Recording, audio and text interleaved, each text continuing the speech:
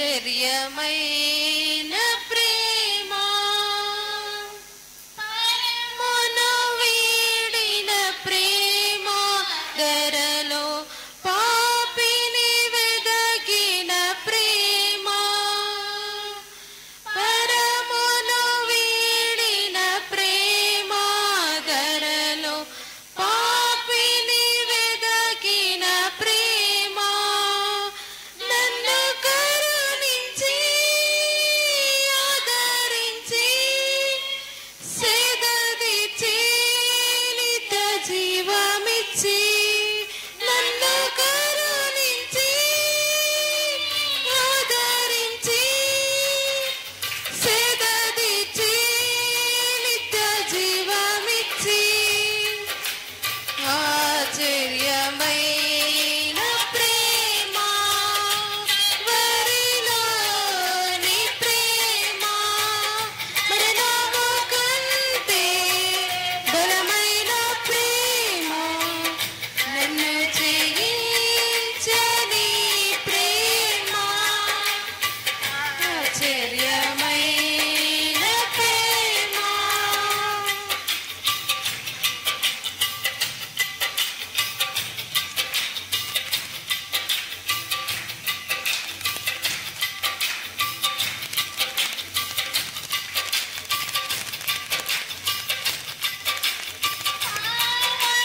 యేసుని ప్రేమ సిలువలో పాపిని మోసిన ప్రేమ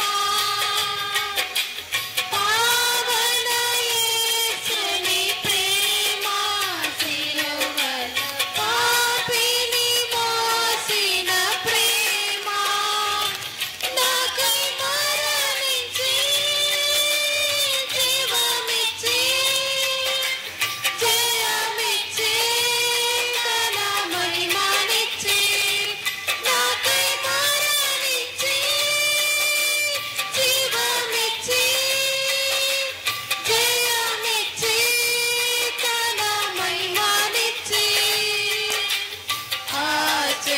ఆశ్చర్యమైన ప్రేమ కల్వరిలోని ప్రేమ మరణము కంటే బలమైన ప్రేమ నన్ను జయించని ప్రేమ ఆశ్చర్యమైన ప్రేమ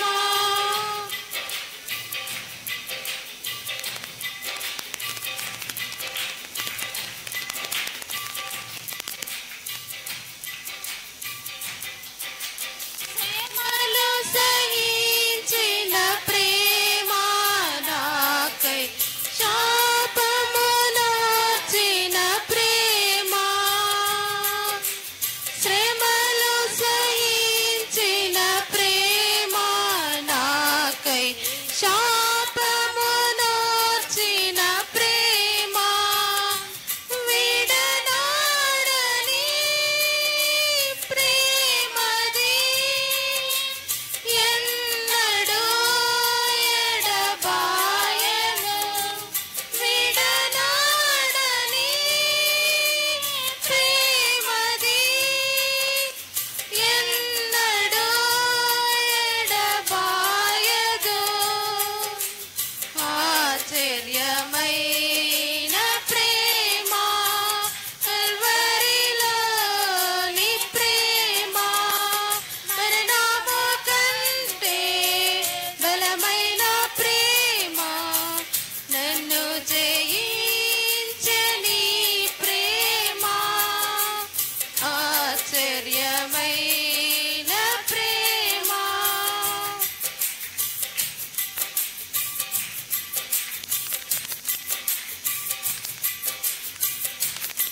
స్తోత్రం స్తోత్రం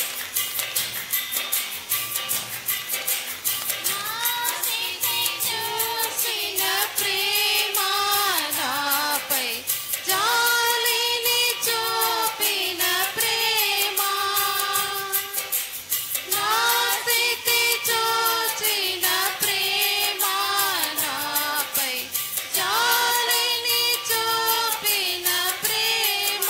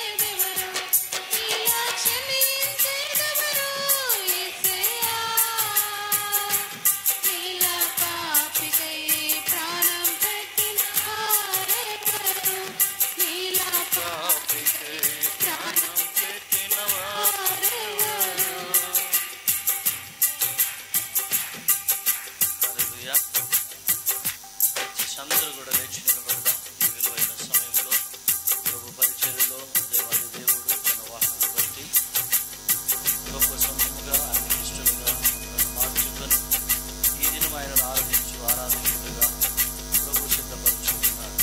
కనుక ఈ విలువైన మాటలు, విలువైన సమయాన్ని వ్యర్థం చేసుకోకుండా ప్రభు సన్నిధిలో ఆయనకి ఇష్టలుగా మారాలని ప్రభు పేరిట మనవి చేస్తూ ఈ సమయంలో అందరూ కలిసి ప్రభును ఆరాధించుటలో నిమగ్నులై ఉందాం. వేరే ఆలోచనలో ఉండకూడదు. దేవుని ఆలోచన మనలో కలిగి ఉండాలి. పరిశుద్ధాత్మ దేవుడు గొప్ప దేవుడు, ఆశ్చర్య కార్యాలు చేయగలిగిన వాడు, మహనీయుడు, మంచి దేవుడు ఆయన.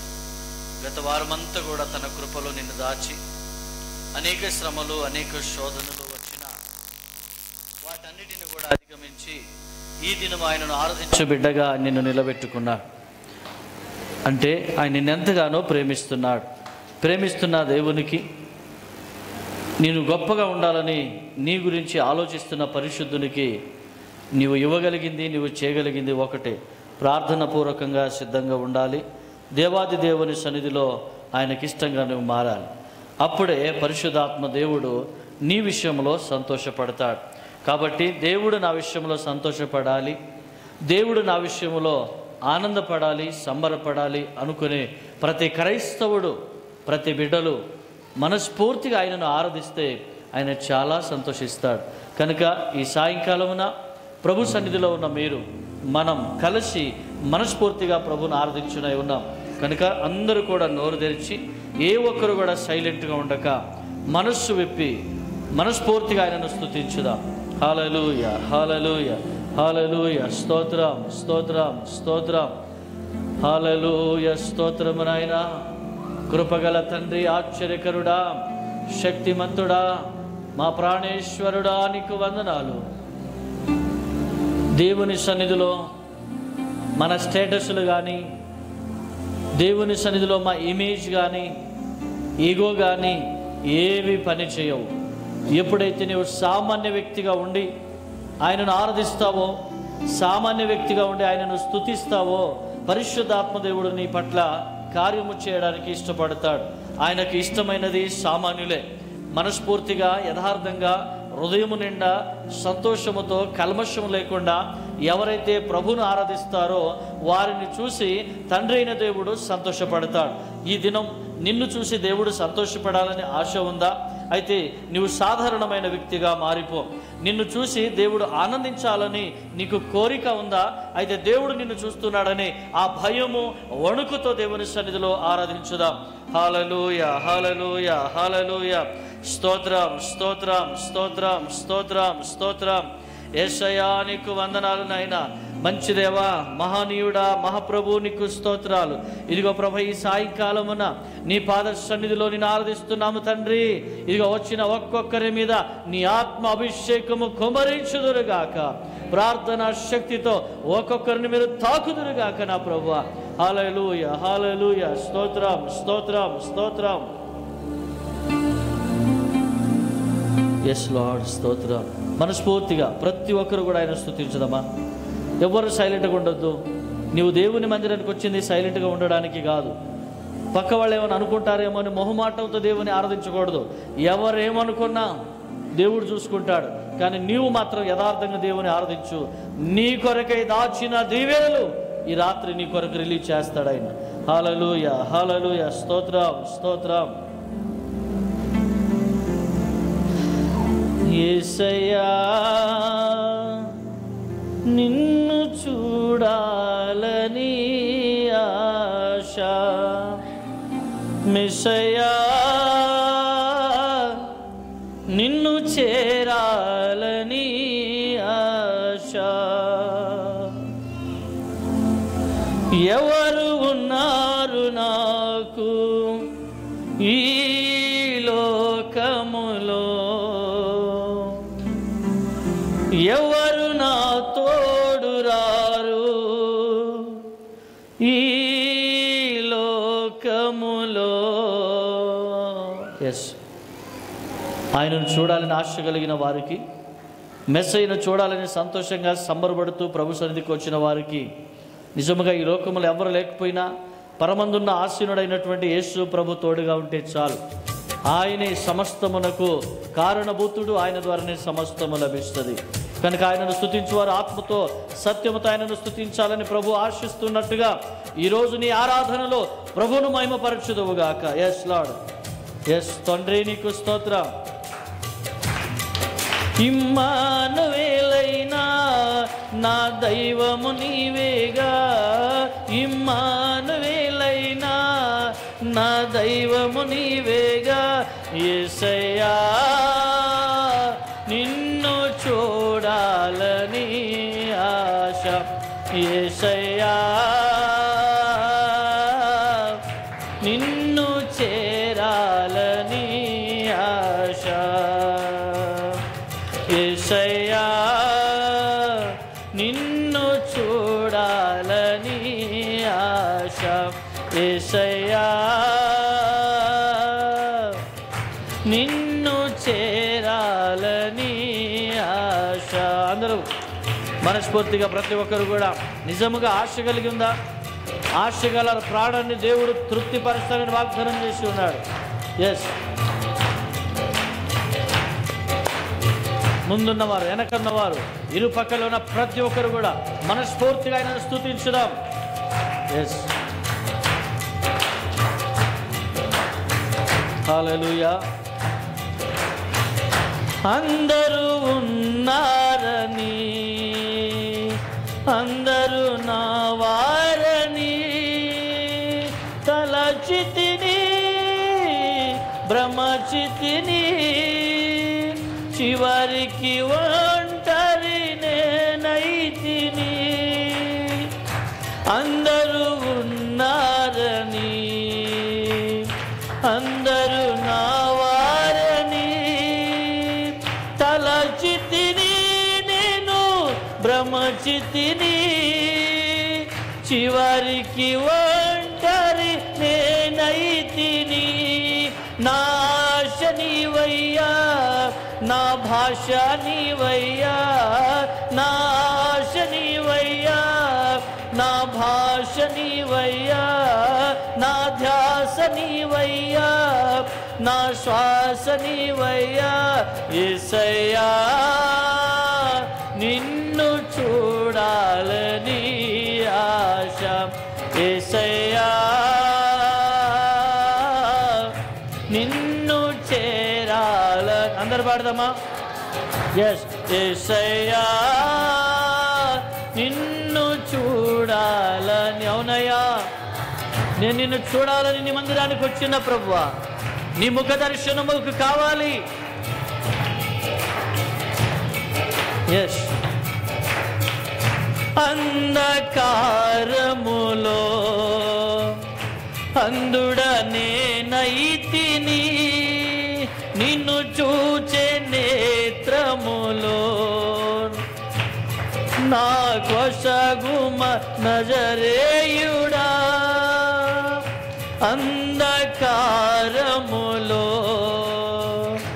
అంధుడనే నైతిని, నిన్ను చూచే నేత్రములో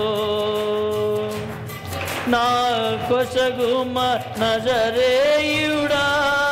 నా ధ్యానము నీవయ్యా, నా గానము నీవయ్యా, నా ప్రాణము నీవయ్యా, నా సర్వము నీవయ్యా, నా ధ్యానము నీవై. అందరూ వాడు, నా గానము నీవయ్యా, నా ప్రాణము నీవయ్యా, నా సర్వము నీవయ్యా. యేసయ్యా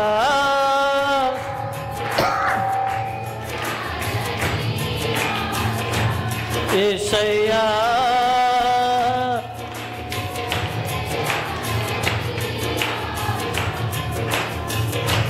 యేసయ్యా నిన్ను చూడాలని ఆశ, యేసయ్యా నిన్ను చేరాలని ఆశ, యేసయ్యా నిన్ను చూడాలని ఆశ, యేసయ్యా నిన్ను చేరాలని ఎవరు ఉన్నారు నాకు ఈ లోకములో, ఎవరు నా తోడు రారు ఈ లోకములో. ఇమ్మానువేలైనా నా దైవము నీవేగా, ఇమ్మానువేలైనా నా దైవము నీవేగా. యేసయ్య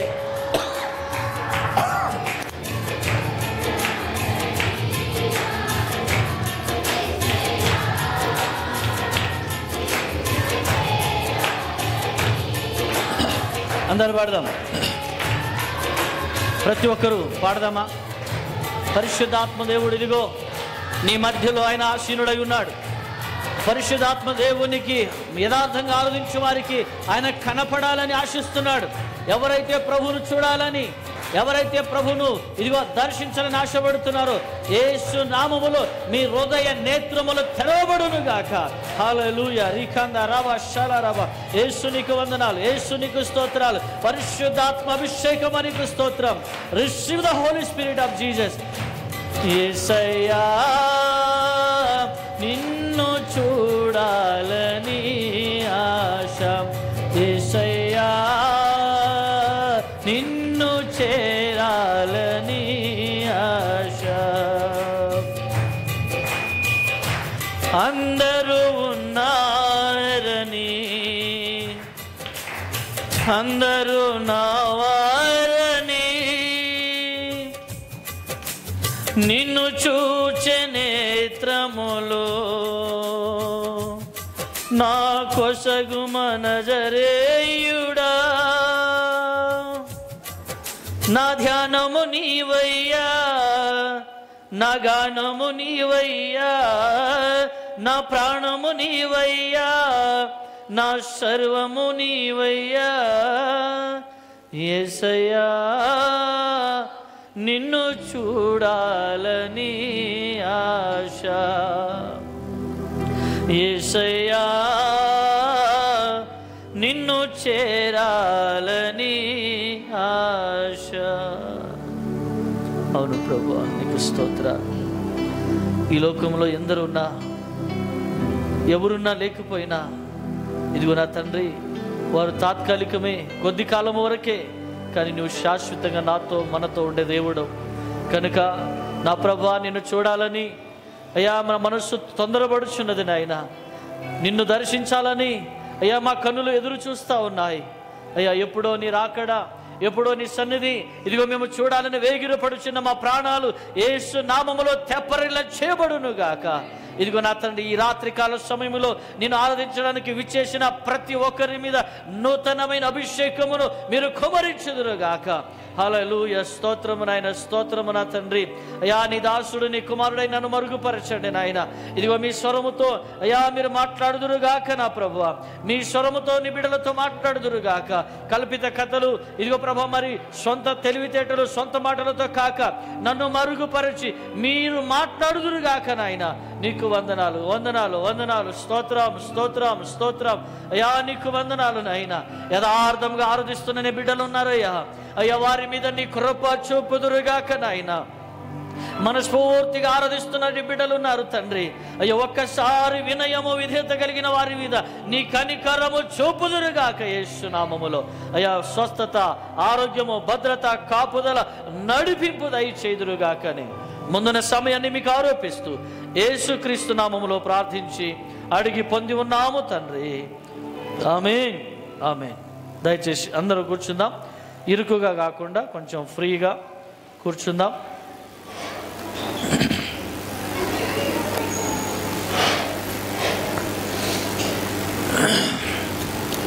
స్తోత్రం. హల్లెలూయా. మరి అందరూ బాగున్నారని నేను నమ్ముతూ ఉన్నాను. దేవుని మహాకృపను బట్టి మీరు మా కోసం అలాగే మేము మీకోసం ప్రార్థన చేస్తూ ఉన్నాం. మీరు ఎక్కడున్నా, ఏ స్థితిలో ఉన్నా, ఏ గ్రామంలో ఉన్నా, ఏ పరిస్థితిలో ఉన్నా, ఎలాంటి సందర్భంలో మీరున్నా కానీ ప్రార్థన ప్రతి ఒక్కరిని కూడా ఏం చేసింది? ఆరోగ్యం ఇచ్చింది, భద్రపరిచింది, కాపాడింది, కాచి కాపాడి ఈ దినాన మరలా మేమందరం కలిసి ఆయనను ఆరాధించేటువంటి కృపను ప్రభు దయచేసి ఉన్నాడు. కాబట్టి విలువైన సమయంలో దేవుని నమ్మిన తర్వాత, యేసు ప్రభువును నమ్మిన తర్వాత ప్రతి క్రైస్తవులకు ఏముంటుందంటే, అసలు యేసు ప్రభు దగ్గరికి రావడమే ఎలా వస్తాం? మనం ఎలా వస్తాం తెలుసా? కాలు నొప్పో, చేయి నొప్పో, తలనొప్పో, కడుపు నొప్పో, థైరాయిడో, బీపీఓ, షుగరో, నెమ్మది లేకుండా ఉండటమో, అప్పుల సమస్యలో, గొడవలో, అసమాధానమో, ఈ కుటుంబంలో ఉన్న కలతలో, సమాజంలో ఉన్నటువంటి కొన్ని ఇరుకులు, ఇబ్బందుల వల్ల దేవుని మందిరానికి రావాలని ప్రతి క్రైస్తవుడు ఆశపడతాడు. ఎందుకయ్యా అంటే, దేవుని సన్నిధికి వెళితే నాకు నెమ్మది దొరుకుతుంది, దేవుని సన్నిధికి వెళితే నాకు ఆరోగ్యము దొరుకుతుంది, దేవుని సన్నిధికి వెళితే ప్రస్తుతము నాకు పట్టి పీడిస్తున్న ఈ రుగ్మత, శాతపడి శక్తి, మంత్రశక్తి, దయ్యపు శక్తులు నన్ను విడిచిపోతాయి అని ప్రతి క్రైస్తవుడు దేవుని దగ్గరికి వస్తాడు, దేవుని మందిరానికి వస్తాడు. దేవుని ఆలయంలో కూర్చొని ఆయన రావడమే, యేసయ్యా నేను వచ్చాను తండ్రి, ఒక్కసారి నన్ను చూడు, ఒక్కసారి నన్ను చూడు, ఈ బాధ నేను ఎవరికి చెప్పుకోలేకపోతా ఉన్నాను, నాలో ఉన్న ఆ గుండె నిండా నిండి ఉన్నటువంటి ఆ సమస్య, ఒంటరితనమో లేకపోతే దిగులో, ఒకలాంటి భయమో, ఏం చేయాలో అర్థం కాని పరిస్థితిలో నా హృదయంలో దాగి ఉన్నవి, దీన్ని నేను ఎవరికీ చెప్పుకోలేను. నేను చెప్పుకోగలిగిన ఒకే ఒక దిక్కు ఎవరైనా ఉన్నారు అంటే అది మీరే అని దేవుని వైపు ఆశ కలిగి వచ్చి ఆయన పాద సన్నిధిలో కూర్చొని, ఇక్కడున్న వారిలో కూడా అలాంటి సమస్యతో, అలాంటి ఇబ్బందులతో లేకపోలేదు. ఖచ్చితంగా మీలో ఎవరో ఉన్నారు కాబట్టి దేవుడు మిమ్మల్ని సమాధానపరచడానికి, మీకు ఆరోగ్యం ఇవ్వడానికి, ఆయన వాస్తవాన్ని మీకు తెలియపరిచి మీకు ధైర్యపరచడానికి, మీ మీద ఆయన కృపా కనికరము చూపించడానికి దేవుడు ఈ కూడికను ఏర్పాటు చేసి ఉన్నాడు. లేకపోతే అందరిలాగే నువ్వు కూడా ఎక్కడో ఉండి ఏదో సినిమాలో చూసుకుంటూ, సీరియల్ చూసుకుంటూ ఇంట్లోనే సమయం గడిపేదానివి. మీకు తెలుసా, 7 అయిందంటే ప్రతి ఒక్కరికి అదొక విచిత్రకరమైన వాల్యుబుల్ టైం అయిపోయింది. సీరియల్ వస్తుందని ఆ భర్తను లెక్క చేయకుండా, పిల్లల్ని లెక్క చేయకుండా, వంట కార్యక్రమాన్ని పక్కన పెట్టేసి రకరకాలుగా చూస్తూ ఉన్నాము. కొందరు హిందీ సీరియల్ అని, కొందరు తెలుగు సీరియల్ అని, కొందరు తమిళ సీరియల్ అని, రకరకాలుగా కన్నడ సీరియల్ అని, ఇలా సీరియల్ చూస్తూ సమయం గడిపే ఈ రోజుల్లో మీరందరూ కూడా టీవీని ఆఫ్ చేసి, కొందరైతే అంటున్నారు మా ఆయన ఇంకా రాలే, టీవీ చూస్తూనే ఉన్నాడు అన్నకు తెలియదేమో అనుకుంటున్నారు. కానీ దేవునికి 2 తెలుసు, నీ వచ్చింది తెలుసు, ఇంట్లో ఒకరు ఉన్నది కూడా తెలుసు. కాబట్టి ఆ ఉన్న వాళ్ళకి దేవుడు ఎలా చెప్పాలో, వచ్చిన వారికి ఎలా ఆశీర్వదించాలో కూడా నా దేవునికి బాగా తెలుసు. కాబట్టి ప్రియులారా, ఈరోజు నేను మీకు చెప్పబోతున్నటువంటి విషయాలు చాలా విలువైనవి. అది మీరు జాగ్రత్తగా వినాలని ప్రభు పేరట మనవి చేస్తున్నాను. ఒక క్రైస్తవుడికి ఉన్న ఆశ ఏంటంటే, నేను దేవుని దగ్గరికి వెళ్తే నేను ఆశీర్వదించబడతాను, నేను యేసయ్య దగ్గరికి వెళ్తే నేను సమృద్ధిగా దీవించబడతామనేటువంటి ఆలోచన ప్రతి క్రైస్తవంలో ఉంటుంది. ఎందుకు? మీ మధ్య మీకు దగ్గరలో ఎవరన్నా అలా కనబడితే వారికి చెప్పే మీరు మొదటి మాట ఏంటి? అమ్మా ఎందుకు బాధపడతావు, దేవుడు ఉన్నాడుగా, ఒక్కసారి రా నాతో పాటు చర్చికి వెళ్దాం, కూర్చొని ప్రార్థన చేద్దాం, పాస్టర్ గారితో ప్రార్థన చేపిస్తాను, సంఘమందరూ కలిసి ప్రార్థన చేస్తాం. నీ సమస్య ఏం పెద్దదా? నాకున్న సమస్య కంటే పెద్దది కాదు, నాకు చాలా పెద్ద సమస్య ఉండేది ఒకప్పుడు. కానీ దేవుని మహాకృపను బట్టి ఆయన ఆశీర్వదించి ఈరోజు నన్ను ఫ్రీడమ్ ఇచ్చాడు, నాకు ఆరోగ్యం ఇచ్చాడు, నాకు సంతోషం ఇచ్చాడు, సుఖ సౌఖ్యంతో జీవించే కృపను ఆ దేవుడు దయచేసినాడు. కనుక నన్ను ఆశీర్వదించిన దేవుడు నిన్ను కూడా ఆశీర్వదిస్తాడు, రా వెళ్దాం అని నువ్వు తీసుకొస్తున్నావు. కాబట్టి నేనేమంటున్నాను, మరి ఎలాంటి వారిని దేవుడు ఆశీర్వదిస్తాడు, ఏ విధముగా ఉండాలి, ఆయన సన్నిధిలో ఆశీర్వదించబడాలి అనే కోరిక ఉన్నటువంటి వ్యక్తి ఎలా ఉండాలంటే, యెషయా గ్రంథం 33వ అధ్యాయం 15వ వచనంలో ఒక మాటను మీ మధ్యకు తీసుకొస్తాను. యెషయా గ్రంథం 33వ అధ్యాయం 15వ వచనం.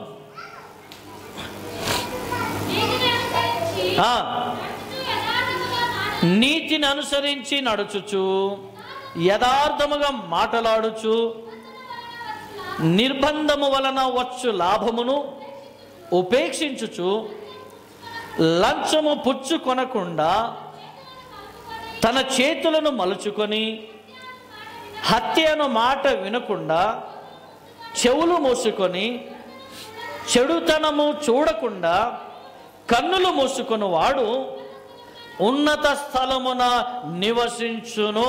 దేవునికి మహిమ కలుగునుగాక. మా వింటారా? పరిశుద్ధాత్మ దేవుడు మనకు సెలవిస్తున్నటువంటి అద్భుతమైన మాట ఇది. మీరు జాగ్రత్తగా కొంచెం సమయం కేటాయించినట్టయితే క్లియర్గా పరిశుద్ధాత్మ దేవుడు మీతో మాట్లాడతాడు. ఇక్కడ మొదటిది ఏం చేయబడాలంట? ఏం చేయబడాలి? నీతిని అనుసరించాలి. నీతిని అనుసరించకపోతే, నీతిని వెంబడించకపోతే, నీతిని బట్టి నువ్వు నడుచుకోలేకపోతే, నువ్వెంత ప్రార్థన చేసినా, ఎంత పెద్ద మందిరంలో పోయి కూర్చొని మోకాళ్ళ మీద గంటలు గంటలు నువ్వు ఏడ్చినా, నీ కన్నీరు మున్నీరై పారినా, ఏరులై పారినా దానికి ప్రతిఫలము లభించదు. అంటే దేవుడు మొదట నిన్ను ఆశీర్వదించడానికి ముందు నీలో ఏం చూడాలనుకుంటున్నాడు అంటే నీలో నీతిని చూడాలని అనుకుంటున్నాడు. చాలామంది నీతి తప్పి ప్రవర్తిస్తున్నారు. చాలామంది సమాజంలో, లోకములో నీతి లేని ప్రజలుగా మారిపోయినారు. అందుకే కొన్ని కుటుంబాలలో కొన్ని సమస్యలు, కొన్ని దరిద్రత, కొన్ని ఆర్థిక ఇలాంటివి ఎన్నో ఉన్నాయి. అందులో అమ్మ నాకు కూడా ఆర్థిక ఇబ్బంది ఉంది, నేను కూడా దరిద్రమని కాదు. నీకు మరో కోణంలో శోధన ఉండొచ్చు, నీకు మరో ఇబ్బంది ఉండొచ్చు, నీకు మరో రకంగా సాతానుడు శోధించాలని సమస్యలు నేను ఇరుకొని పెట్టి ఉండొచ్చు. అయితే ఈరోజు అంటున్నాడు, మొదటగా నీవు ఆశీర్వదించబడాలి అనే తృష్ణ, ఆశీర్వదించబడాలి అనే ఆశ గనుక నీకు ఉంటే మొదటిది నీతిని అనుసరించి నడుచుకోవాలి. చాలామంది ఏం చేస్తున్నారంటే అవినీతిని అనుసరించి నడుచుకుంటున్నారు, అవినీతిని వెంబడిస్తున్నారు, అవినీతి వెనకల వెళ్తున్నారు. కానీ నీతిని ఎవరు ప్రేమించటం లేదు. నీతిగా ఎవరైనా మాట్లాడినా కూడా నచ్చటం లేదు. నీతిగా ఎవరైనా ఉంటే కూడా పక్కోడికి నచ్చటం లేదు. నీతిగా ఉండాలని ఒకరు ప్రార్థన చేస్తుంటే ఎప్పుడెప్పుడు వీళ్ళని డ్యామేజ్ చేద్దాం, ఎప్పుడెప్పుడు వీళ్ళను ఎగతాళి చేద్దాం, ఎప్పుడెప్పుడు వీళ్ళను డిస్కరేజ్ చేద్దాం, ఎప్పుడెప్పుడు వీళ్ళను ఒకలాగా కామెంట్ చేద్దాం అనే ఆలోచనలోనే మనం ఉంటున్నాం. అవును, నిన్ను ఆశీర్వదించిన దేవుడు గొప్పోడే, అతన్ని కూడా కలిగిన దేవుడు ఆయనే. నిన్ను ఆశీర్వదించిన దేవుడు. ఒక వ్యక్తి కొత్త నిబంధన కాలంలోకి వచ్చిన తర్వాత ఇద్దరు కలిసి మందిరములో ప్రార్థన చేయడానికి వెళ్ళారు. ప్రార్థన చేయడానికి వెళ్ళినప్పుడు ఒకడు ప్రార్థన చేస్తున్నాడు. ఏమని? అయ్యా, నేను ఒక మూర్ఖుడినయ్యా, నేను ఒక దుర్మార్గుడిని ప్రభువా, నేను ఒక పనికి మాలిన వెధవను తండ్రి, నేను నీ వైపు చూడాలన్న కూడా నాకు అర్హత కూడా లేదు తండ్రి, నేనెంత పాపం చేశాను తండ్రి, ఇంత మంచి దేవుణ్ణి కోల్పోయిన ప్రభువా, ఈరోజు నీ మందిరంలో నిలబడితే నాకు అర్థమవుతుంది నేనేం కోల్పోయి ఉన్నానో అని ఏడుస్తూ దుఃఖపడుతూ దేవుని వైపు చూస్తూ ప్రార్థన చేస్తూ ఉన్నాడు. అయితే ఇంకొక వ్యక్తి ఉన్నాడు, నడు మీద చేయబెట్టి స్టైల్గా ప్రార్థన చేస్తున్నాడు. ఏమని? ఈడు ఉన్నాడు పనికి మాలినోడు. ప్రభువా, చూసావుగా నేను అలాంటి క్యారెక్టర్ కాదు, హల్లెలూయా, చూసావుగా నాయనా నేను ఆమెలాగా కాదు, నేను ఈమెలాగా కాదు, ఆమె జీవితం చూడు ఎలా ఉందో, నా జీవితం చూడు ఎంత బాగుందో, హల్లెలూయా.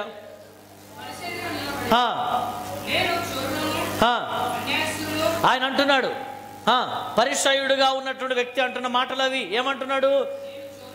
నేను చోరులను, అన్యాయస్తులను, ఇతర మనుషుల వలెనైనను, ఇవి ఈ పక్కన ఉన్న ఈ దరిద్రుని వలె కూడా ఉండనందుకు నీకు కృతజ్ఞతాస్తుతులు అని ప్రార్థన చేస్తున్నాడు ఒకడు. అంటే ఈయన ప్రార్థన అంతా ఏమిటయ్యా అంటే ఇతరుల మీద నింద వేయటమే, ఇతరుల గురించి తప్పుగా ఆలోచించడమే, ఇతరుల గురించి డ్యామేజ్ చేయటమే, ఇతరులు పాపిష్టులు నేను ఒక్కడనే పరిశుద్ధుణ్ణి, ఇతరులందరూ పాపిష్టురాళ్ళు నేను ఒక్కదాన్నే పరిశుద్ధురాలు అనుకున్నట్టుగా మాట్లాడేవాళ్ళు లేకపోలేదు. సో అలాంటి వారి కొరకు అంటున్నాడు. ఇక్కడ జరిగిన విషయం ఏంటి? అంతిమ భాగములకు వస్తే అక్కడ జరిగిన ఇద్దరి మధ్యలో జరిగిన ప్రార్థనకు ప్రతిఫలంగా ఎవడైతే నేను దరిద్రుణ్ణి, నేను పాపి, నేను ఒప్పుకొని ప్రార్థన చేస్తున్నాడో ఆయన దేవుని దృష్టిలో పరిశుద్ధుడుగా మంచివాడుగా అయిపోయినాడు. ఎవడైతే నేను పరిశుద్ధుడిని, ఇగో ఈయన వలె కాదు, వాని వలె కాదు, ఈ దొంగ వలె కాదు, ఈ మూర్ఖుని వలె కాదు, ఈ దరిద్రుని వలె కాదు అని ఎవడైతే గర్వమును ఇగో లోపల పెట్టుకొని ప్రార్థన చేస్తున్నాడో ఆ వ్యక్తికి దేవుడు అన్నాడు, రే పనికి అన్నాడు, పో బయటికి అన్నాడు. హల్లెలూయా. అంటే దేవునికి ఎలాంటి ప్రార్థన ఇష్టం?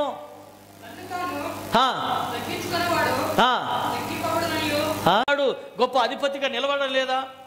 సో ఇలా ఎన్నో ఎన్నో ఎన్నో విషయాలకు వస్తే సేవకుల్లో కూడా ఎంతోమంది రైల్వే స్టేషన్లో వెళ్ళి పల్లీలు అమ్ముకొని బతికిన వాళ్ళ జీవితంలో దేవుడు కార్యము చేస్తే ఈరోజు గొప్ప పరిచర్య చేయటం లేదా? మన సంఘములోనే వచ్చి వాళ్ళు సాక్ష్యం చెప్పారు. నేను రైల్వే ట్రైన్లో వెళ్ళి పల్లీలు అమ్ముకొని బతికేవాడిని, నా దేవుడు నా స్థితిని మార్చాడని చెప్పారు. ఒక సేవకుడు వచ్చి చెప్పాడు, నేను నింగంపల్లి, పట్టంచెరు, చందానగర్ ఈ ప్రాంతంలో, కుకట్పల్లి ఈ ప్రాంతంలో అరటి పండు తిని ఎవరైనా తొక్క కింద పడేస్తారేమో అది తిని కడుపు నింపుకుందామని అరటి పండు తొక్క కోసం ఎదురు చేసి చూసినటువంటి నా కళ్ళు నా ప్రభు ఈరోజు నన్ను కోటేశ్వరుడిగా చేశాడని చెప్పాడు ఆయన. హల్లెలూయా. ఆ యొక్క వ్యక్తి సాక్ష్యం ఎలా ఉంటుంది? అలాంటి మనిషి జీవితం ఎవరు మార్చారు? ఆయన ఈగో మార్చిందా? అహంకారం మార్చిందా? గర్వం మార్చిందా? లేదు. ఆయనను మార్చింది ఎవరయ్యా అంటే ఆయనలో ఉన్నటువంటి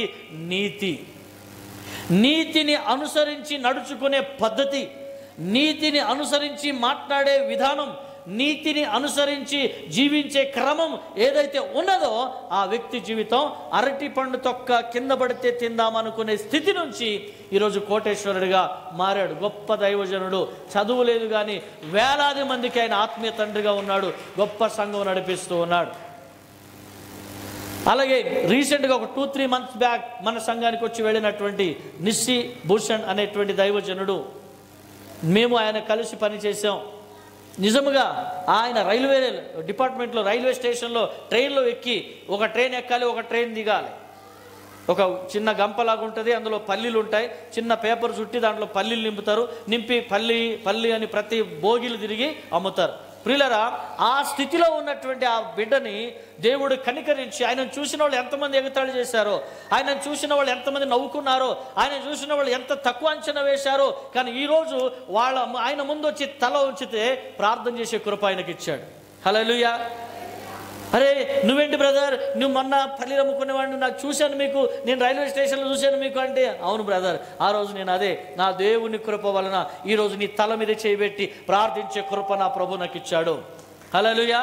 ఆ స్థితి నేను మర్చిపోలేను, ఆ పరిస్థితి నేను మర్చిపోలేను, కానీ నన్ను ఆశీర్వదించిన దేవుడు నిన్ను కూడా ఆశీర్వదిస్తాడు. ఎప్పుడయ్యా అంటే నీతిని అనుసరించి నడుచుకున్నప్పుడు. నీలో నీతికి చోటు లేకపోతే దేవుని ఆశీర్వాదానికి కూడా చోటు లేదు. నిన్ను నీవుగా ఎప్పుడైతే హెచ్చించుకుంటూ తిరుగుతావో, నీకున్న స్థితిని బట్టి, నీకున్న డబ్బును బట్టి, నీకున్న ఆస్తిని బట్టి, నీకున్న ఉద్యోగాన్ని బట్టి, నీకున్న రేంజ్ను బట్టి, పొలాలను బట్టి, పంటలను బట్టి, వెండి బంగారాలను బట్టి, నువ్వు కలిగి ఉన్న నగలను బట్టి, నీకున్న మంచి భవనాన్ని బట్టి నువ్వు విర్రవీగితే నా ప్రభు అంటున్నాడు, నువ్వు దానిని చూసి విర్రవీగకు, నా బిడ్డను ఏం చేయబోతున్నాను తెలుసా? బంగారుతో కట్టబడిన మంచి నగరములో, ఆ పట్టణములో నా బిడ్డను ఉంచబోతున్నా అంటున్నాడు. హల్లెలూయా.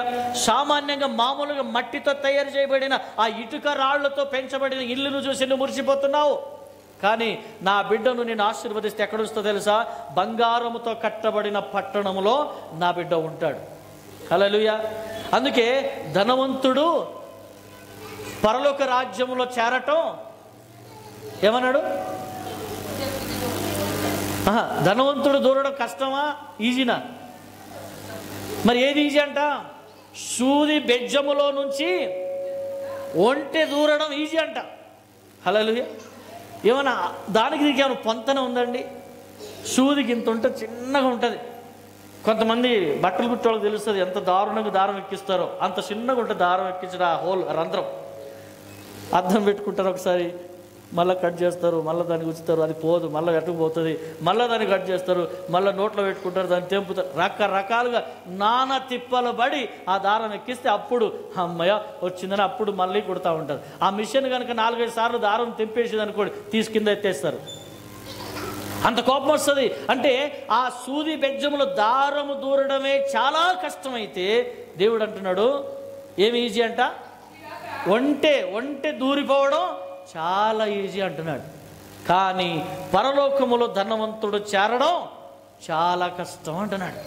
హల్లెలూయా. నేను అందుకే అంటున్నా, ఇది అంతా కూడా పెంట కుప్పతో పౌలు భక్తుడు అంటున్నాడు ఏంటో తెలుసా? నేను నాకు కలిగినవన్నీ కూడా దేనితో చూస్తున్నాను? పెంట కుప్పతో సమానంగా చూస్తున్నాను.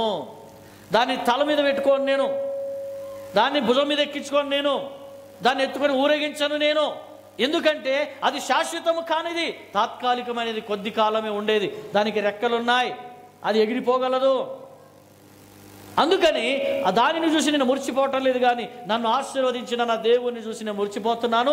నాకు దేవుడే ఇంపార్టెంట్, నా దేవుని పనే నాకు ప్రథమం, నా దేవుని చిత్తమే నెరవేరాలి, నేను అనుకున్నది కానే కాదు అని తను దేవుని పని కొరకు పరిగెత్తుతున్నటువంటి దైవజనుడు ఈరోజు చరిత్రకారుడు అయ్యాడు.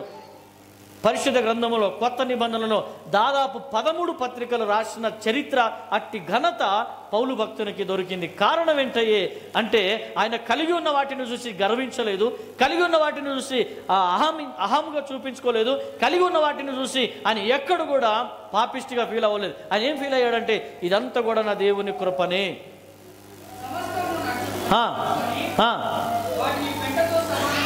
సమస్తమును చూసుకొని ఏమన్నాడంటే వాటిని పెంటతో, మనం 10,000 ఉన్నాయంటే 10 సార్లు తీసి చూస్తాము, మళ్ళీ లోపల పెట్టుకుంటాం, మళ్ళీ ఎవరు లేనప్పుడు టక్క టక్క టక్క లెక్క పెట్టుకుంటాం, ఎవరు తీసారంటే 500 తక్కువ ఉన్నాయని మళ్ళీ లెక్క పెట్టుకుంటాం, మళ్ళీ లోపల పెట్టుకుంటాం, అవతల రూములకు వెళ్తాం, మళ్ళీ అక్కడ పోయి కూడా దాన్ని మరొకసారి లెక్క పెడతాం, మళ్ళీ యువతలకు వస్తాం అన్న డౌట్ వచ్చింది అనుకోండి, మళ్ళీ ఇంకొక రూమ్లో వెళ్ళి లెక్క. అమ్మా జాగ్రత్త, వాక్యం విన్నాం. ఇలా ఎన్నోసార్లు లెక్క పెట్టుకుని 10,000కి నువ్వు అంత పరేషాన్ అయిపోతున్నావు, 10,000కి నువ్వు పరేషాన్ అయిపోతున్నావు. దేవుడు పౌలు ఏమంటున్నాడు, నాకు కలిగి ఉన్నవన్నీ పెంట కుప్పతో సమానంగా చూసి పక్కకు పడేసిన.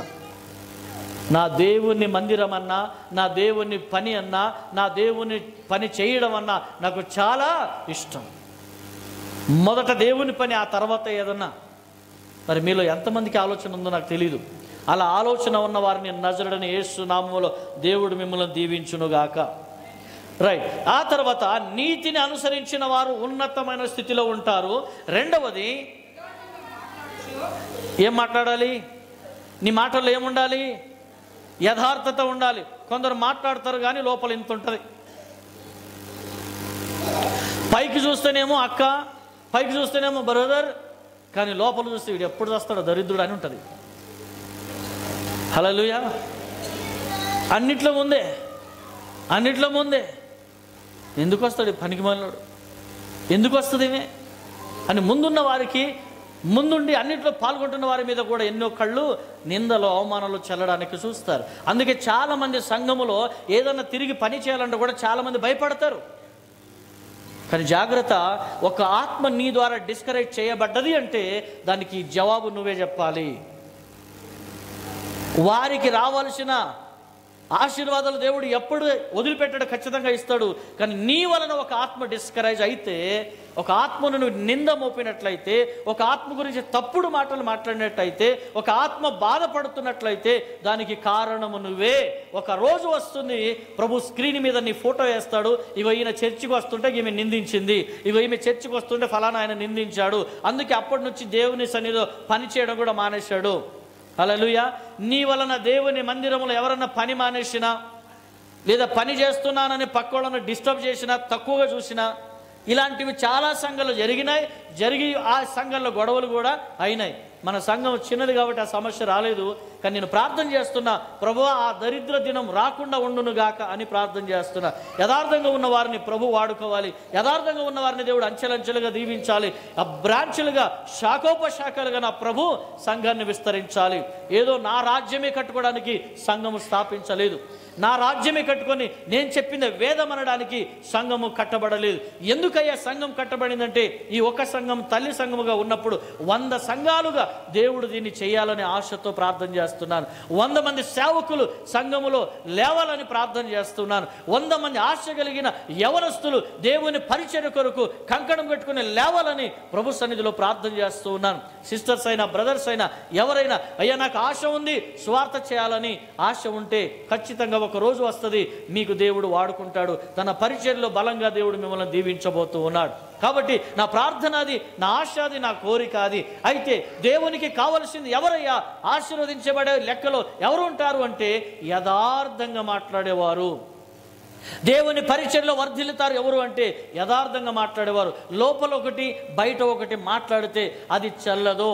ఇప్పుడున్నటువంటి స్థితుల్లో ఆ నోటు చల్లదు. హల్లెలూయా. ఇప్పుడున్న రోజుల్లో 2,000 రూపాయల నోటుకి ఎంత విలువనో, మన యథార్థత లేకుండా ఉన్న వారికి కూడా అంతే విలువ. 2,000 రూపాయల నోటు తీసుకొని పెట్రోల్ పంప్కి వెళ్ళండి, ఏమంటాడు?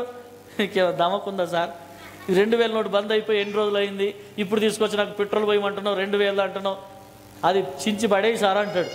హల్లెలూయా. అంటే చల్లని నోటుకి ఎలాగ విలువ ఉంటుందో యథార్థత లేని వారి మాటకు కూడా దేవుని దగ్గర అలాగే ఉంటుంది. దయచేసి అంటున్నా, నీవు ప్రజల్లో నిందించబడ్డా పర్వాలేదు, ప్రజలు నిన్ను తక్కువగా చూసినా పర్వాలేదు, ఎవరు నిన్ను పట్టించుకున్నా పర్వాలేదు, ఎవరు నిన్ను పట్టించుకోకపోయినా పర్వాలేదు, కానీ యథార్థంగా ఉండడం నీవు నేర్చుకుంటే ఒక రోజు నా ప్రభు యథార్థవంతులను ప్రభు ఏం చేస్తాడు? ఆశీర్వదిస్తాడు, ఉన్నతమైన స్థితిని కలగజేస్తాడు. యోబును బట్టి దేవుడు ఏమన్నాడు? యోబు ఎలాంటి వాడంట? యథార్థవంతుడు అని సాక్ష్యం ఇచ్చాడు దేవుడు. హల్లెలూయా. యోబును చూసినప్పుడు ఎన్ని కష్టాలున్న యోబు సంతోషంగా ఉన్నాడా? సుఖంగా ఉన్నాడా? సౌఖ్యంగా ఉన్నాడా? సమస్తం కలిగి ఉన్నాడా? ఆస్తులు అంతస్తులు ఉన్నాడా? కాదు. అవన్నీ కలిగి ఉన్నప్పటికీ ఆయన ప్రయారిటీ ఎవరికి ఇచ్చాడు అంటే దేవునికి ఇచ్చాడు. కాబట్టి దేవుడు యోబును చూసి అన్నాడు, ఈయన యథార్థవంతుడు అన్నాడు. దేవుడు యోబులాగా మనకు చాలా ఇచ్చాడు. ఆస్తులు ఇచ్చాడు, డబ్బులు ఇచ్చాడు, ఇంకా ఏమి ఇచ్చాడు చెప్పండి? మీ దగ్గర ఏమన్నా మీకే తెలుసు, నాకేం తెలుసు? మీరు చూసుకోండి ఒకసారి మీ ఇంటిని గురించి, మీ స్థితిని గురించి. మీ మొదటి స్థాయి ఎలా ఉండేది ఒకప్పుడు, మీ బ్రతుకు ఇప్పుడున్న బ్రతుకు ఏమంటుందని మ్యాచ్ చేయండి ఒకసారి, చూడండి. అప్పుడు నా జీవితం ఎలా ఉంది, ఇప్పుడు నా జీవితం ఎలా ఉంది. ఇంతగా ఆశీర్వదించిన దేవుడు ఏమంటున్నాడు తెలుసా? యోబులాగా నువ్వు నమ్మకంగా ఉండగలవా? యోబులాగా యథార్థంగా ఉండగలవా? నాకు ఇష్టం ఎవరో తెలుసా? యోబులాగా యథార్థంగా ఉండేవాళ్ళ ఇష్టం. ఎంత ఇష్టం అంటే యోబుకి దేవుడు అంటే, ఆస్తులు పోయినాయి దేవుడే ఇష్టం అన్నాడు, భార్య చచ్చిపోయింది దేవుడే ఇష్టం అన్నాడు, పిల్లలు చచ్చిపోయారు దేవుడే ఇష్టం అన్నాడు, ఉన్నవన్నీ పోయినాయి దేవుడే ఇష్టం అన్నాడు, ఆరోగ్యం క్షీణించింది దేవుడే ఇష్టం అన్నాడు, కుళ్ళు పట్టిపోయాడు దేవుడే ఇష్టం అన్నాడు, పురుగులు పడ్డాయి దేవుడే ఇష్టం అన్నాడు. ఈ రేంజ్లో ఉన్నటువంటి యోబుకి ఆఖరికి మరణమే సంభవిస్తుంది, ఇక నేను బ్రతకలేనన్నప్పుడు కూడా అన్ని యెహోవా ఇచ్చాను, యెహోవే తీసుకోబోయాను, ఐ డోంట్ వరీ అన్నాడు. నాకు ఏం భయం లేదు, నాకేం టెన్షన్ లేదు, నౌ ఐ వెరీ హ్యాపీ. చిన్న నొప్పి అంతే, ఇదే నన్నేమి చేయలేదు, కానీ నేను చాలా సంతోషంగా ఉన్నానని చెప్తా ఉన్నాడు. మీకు తెలుసా, యోబును మచ్చ వేయాలని, యోబు మీద నింద వేయాలని, యోబును దేవుని నుంచి దూరం చేయాలని ఒక కంకణం కట్టుకుని దయ్యం వచ్చింది. ఆ దయ్యం దేవుని దగ్గర ఛాలెంజ్ చేసి వచ్చింది. దేవుడు అన్నాడు, యోబు గురించి తప్పుడు కూతలకు వస్తే నాలుకగా వస్తా అన్నాడు. యోబు గురించి తప్పుడు మాట్లాడావా, నీ అంతు చూస్తాను. ఏమనుకుంటున్నావు యోబు అంటే? అందరిలాగా అనుకుంటున్నావా? లేదు లేదు, యోబు పరిశుద్ధుడు, యోబు యథార్థవంతుడు, యోబు నీతిని అనుసరించేవాడు. నువ్వు ఒకవేళ నువ్వు పరీక్షించాలనుకుంటే వెళ్ళు, ఏమన్నా చేయి, కానీ నా బిడ్డ నన్ను మాత్రమే ఫస్ట్ ప్రయారిటీలో పెడతాడు, మొదటి స్థానం నాకే ఇస్తాడు, ఎవరికి ఇవ్వడు. యోబు మీద ఎంత నమ్మకం! అందుకే యోబుకున్నవన్నీ పోయినా దేవుడు రెండంతలుగా ఆశీర్వదించి డబల్ ఫ్లో ఏమంటారు దాన్ని, డబల్ బ్లెస్సింగ్స్తో ఆయన దేవుడు నిలబెట్టాడు. ఈరోజు చరిత్రకారుడు అయ్యాడు. అందుకే నీ మనస్సు, నీ తత్వం ఎలా ఉండాలంటే యోబుకున్నటువంటి మనస్సు నీదై ఉండాలి. అన్ని సుఖంగా, అన్ని సౌఖ్యంగా, అన్ని కాళ్ళ దగ్గరికి వస్తే ఎవరైనా సుఖంగా దేవుని ఆరాధిస్తారు, ప్రార్థన చేస్తారు. అవన్నీ చూసి దయ్యం అన్నది, యోబుకి ఏం తక్కువయ్యా, యోబుకి అన్నీ ఇచ్చినావు, వాడు ఎందుకు నిన్ను ప్రార్థన చేయడు, వాడు ఎందుకు నీ గుడికి రాడు, వాడు ఎందుకు చప్పట్లు కొట్టాడు, వాడు ఎందుకు పాటలు పాడాడు, అన్నీ చేస్తాడు, ఎందుకంటే అన్నీ ఇచ్చావుగా. ఏం మాట్లాడుతున్నావు? యోబుకు అన్నీ ఇచ్చానని నన్ను ఆరాధన చేయట్లేదు, ఏమి ఇవ్వకపోయినా నా బిడ్డ నన్ను ఆరాధన చేస్తాడు. కొంతమంది ఉన్నారు, దేవుడు ఏమన్నా ఇవ్వలేదనుకోండి, ఇక వాళ్ళ ముఖం చూడాలి. ఏదో వస్తారంటే వస్తారు, ఆడ కూర్చుంటారు, ఆడ కాసేపు కూర్చుంటారు, అయిపోయింది, వెళ్తూనే ఉంటారు, ఎవరితో మాట్లాడరు. ఎందుకయ్యా అంటే, ఏం చేద్దాం, 3 సంవత్సరాలు అయిందమ్మా ప్రార్థన చేస్తున్నా, ఇంకా ఏం జరగట్లే, అద్భుతం లేదు, ఆశ్చర్యకార్యాలు, సూచక కార్యాలు, గర్వఫలం లేదు, ఏంటో. ఏమైపోతుంది తెలుసా? ఓపిక నశించిపోతుంది. కానీ యోబు ఓపిక నశించలేదు, అబ్రహాము ఓపిక నశించలేదు. అందుకే దేవుడు వారిని చరిత్రకారులుగా చేశాడు. హల్లెలూయా. ఇప్పుడు దేవుడు అంటున్న రెండవ దిశగా నిన్ను ఆశీర్వదించాలనుకునే దాంట్లో ఏముండాలంట? యథార్థత ఉండాలి. నువ్వు మాట్లాడితే యథార్థంగా మాట్లాడాలి. కుళ్ళు కుట్రలు ఉండకూడదు నీ మాటల్లో, కల్మషం ఉండకూడదు నీ మాటల్లో, కపటం ఉండకూడదు నీ మాటల్లో. ఎదుటివాడు కుళ్ళు పెట్టుకొని వస్తే వాడి సావు వాడు చస్తాడు. కానీ నీవు యథార్థంగా ఉండడం నేర్చుకుంటే నా దేవుడు నిన్ను ఆశీర్వదిస్తాడు. ఎదుటోటి గురించి ఏమన్నా మాట్లాడుకొని నీవు మాత్రం యథార్థంగా మాట్లాడు.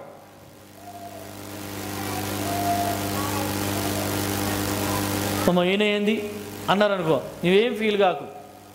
ఈమెనేంది ఏం ఫీల్ కాకు, నువ్వు యథార్థంగా ఉండు. యథార్థంగా ఉంటే వారి కన్నుల ముందే శత్రువు నిన్ను చూసి అసహించుకొని అంతగా దేవుడు నిన్ను ఆశీర్వదిస్తాడు. 2 రోజుల క్రితమే నేను ఆ మాట మరి ప్రతిరోజు ఆరాధనలో నేను చెప్పడం జరిగింది. సాయంకాలమున ఎంతగా ఆశీర్వదిస్తాడంట, శత్రువు నిన్ను చూసి సణుక్కోవాలంట. అరే వీడిని నాశనం చేద్దాం అనుకున్నగా. యోబునేమనుకున్నాడు? సర్వనాశనం చేసి వాడిని చంపేద్దాం అనుకుని వచ్చాడు. కానీ దేవుడు 2 అంతల ఆశీర్వాదంతో నిలబెట్టాడు. సైతాన్ తల కిందకేసుకొని గమ్మున వెళ్ళిపోయి, ఏంటయ్యా తల కిందకేసుకొని వచ్చావు, ఏమైంది అంటే, ఏం లే. అరే యోబు గురించి ఏమన్నావుగా, చెప్పు ఇప్పుడు ఏమైంది? ఏమిలే. అరే యోబు గురించి ఏమైందా చెప్పు అంటే, నువ్వు చెప్పినట్టు అయిందిలే. అది నేనేం చెప్పాను? యోబు నిన్ను మర్చిపోడన్నావుగా, కష్టాలు వస్తే కూడా విడిచిపెట్టనన్నావుగా. అలాగే యోబు నువ్వు చెప్పినట్టే ఉన్నాడు. ఆయన విశ్వాసములో మహావీరుడు, విశ్వాసములో శూరుడైన, ధీరుడైన. అసలు విశ్వాసములో ఆయనకు సాటి లేరయ్యా. అంత గొప్ప విశ్వాసం. నువ్వంటే ఎందుకు అంత ప్రాణమో నాకు తెలియదు, కానీ నీకోసం చావడానికైనా సిద్ధంగా ఉన్నాడు. కానీ ఒక్క నాలుకతో ఒక్క మాట కూడా దూషించడానికి ఆయన ఇష్టపడతలేడు. హల్లెలూయా. అందుకే యథార్థంగా నువ్వు మాట్లాడడం నేర్చుకుంటే దేవాది దేవుడు అంటున్నాడు, నేను నిన్ను ఆశీర్వదిస్తాను అని చెప్తున్నాడు. రైట్. 3వ విషయము,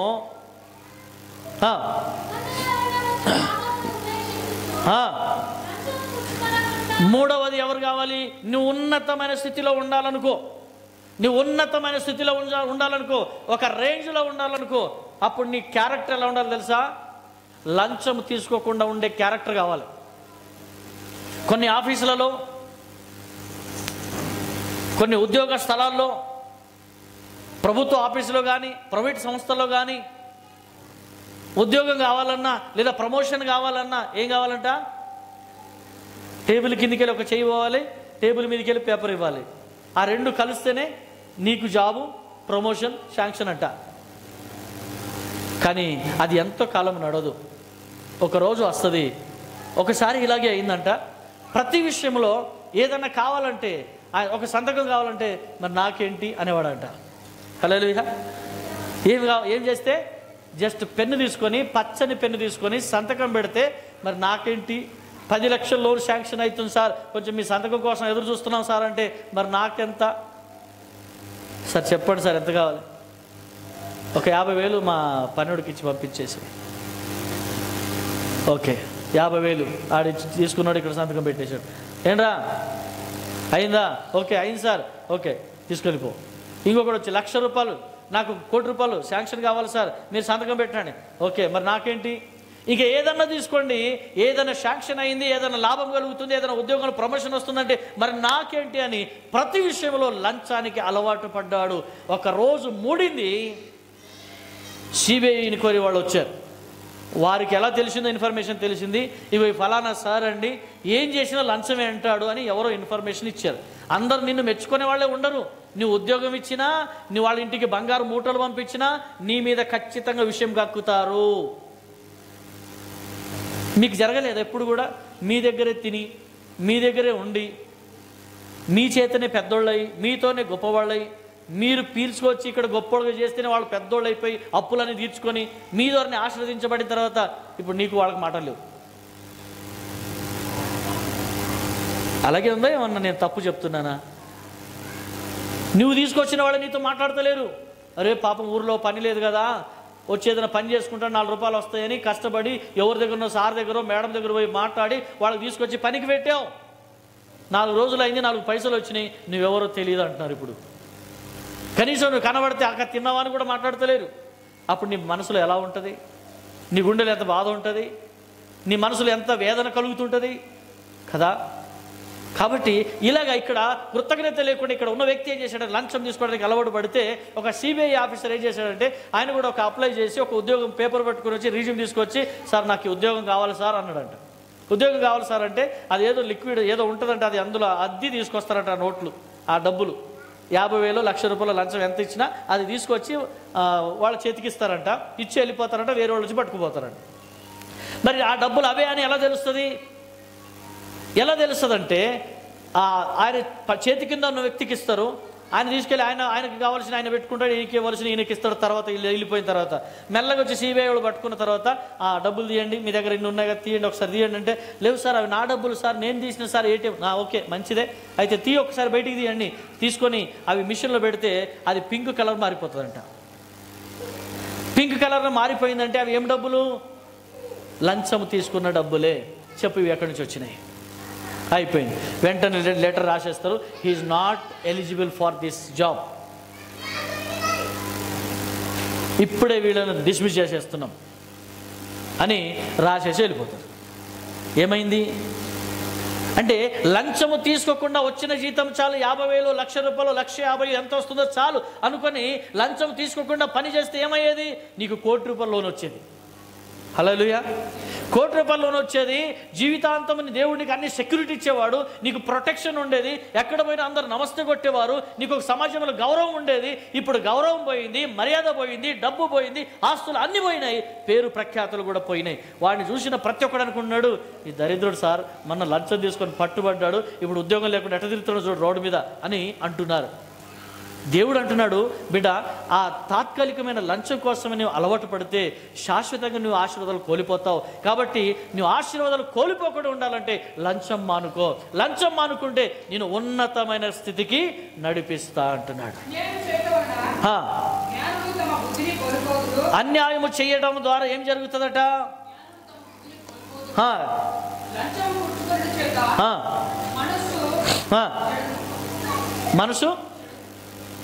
మనసు చెడిపోద్దంట.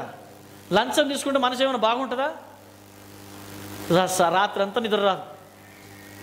అనవసరంగా ఆయన ఎందుకు రఫ్గా మాట్లాడాడు, ఏమైనా గవర్నమెంట్ వాళ్ళకి చెప్తాడయింది, న్యూస్ పేపర్ వాళ్ళకి చెప్తాడయింది, అసలు నా పరిస్థితి ఏమైందంటో, తెల్లారితే ఏంది నా జీవితం అని రాత్రి అంతా నిద్ర ఉండదు, టెన్షను, బీపీ వచ్చేస్తుంది. ప్రియులారా, ఒక లంచం తీసుకునే దాన్ని బట్టి వెంటనే నీకేం జరుగుతుంది? బీపీ వస్తుంది, షుగర్ వస్తుంది, ఇంకేమో వస్తుంది, రకరకాల శోధనలు వచ్చి నిన్ను మొత్తం అట్లా ఒత్తిడి చేస్తాయి. కాబట్టి నువ్వు మానసికంగా ఇంతకుముందు బాగున్నావు, ఇప్పుడు చెడిపోయినావు. అందుకే లంచము తీసుకోవడం ద్వారా నీకేం జరుగుతుంది? చెడిపోతావు. మానసికంగా చెడిపోయి అనవసరమైన రోగాలు తెచ్చుకుంటావు. అది మంచిదా? వద్దు అంటున్నాడు దేవుడు. అయితే ఆ తర్వాత 15వ వచనంలోనే ఏం చేయాలి? లంచం తీసుకోకుండా ఉండాలి.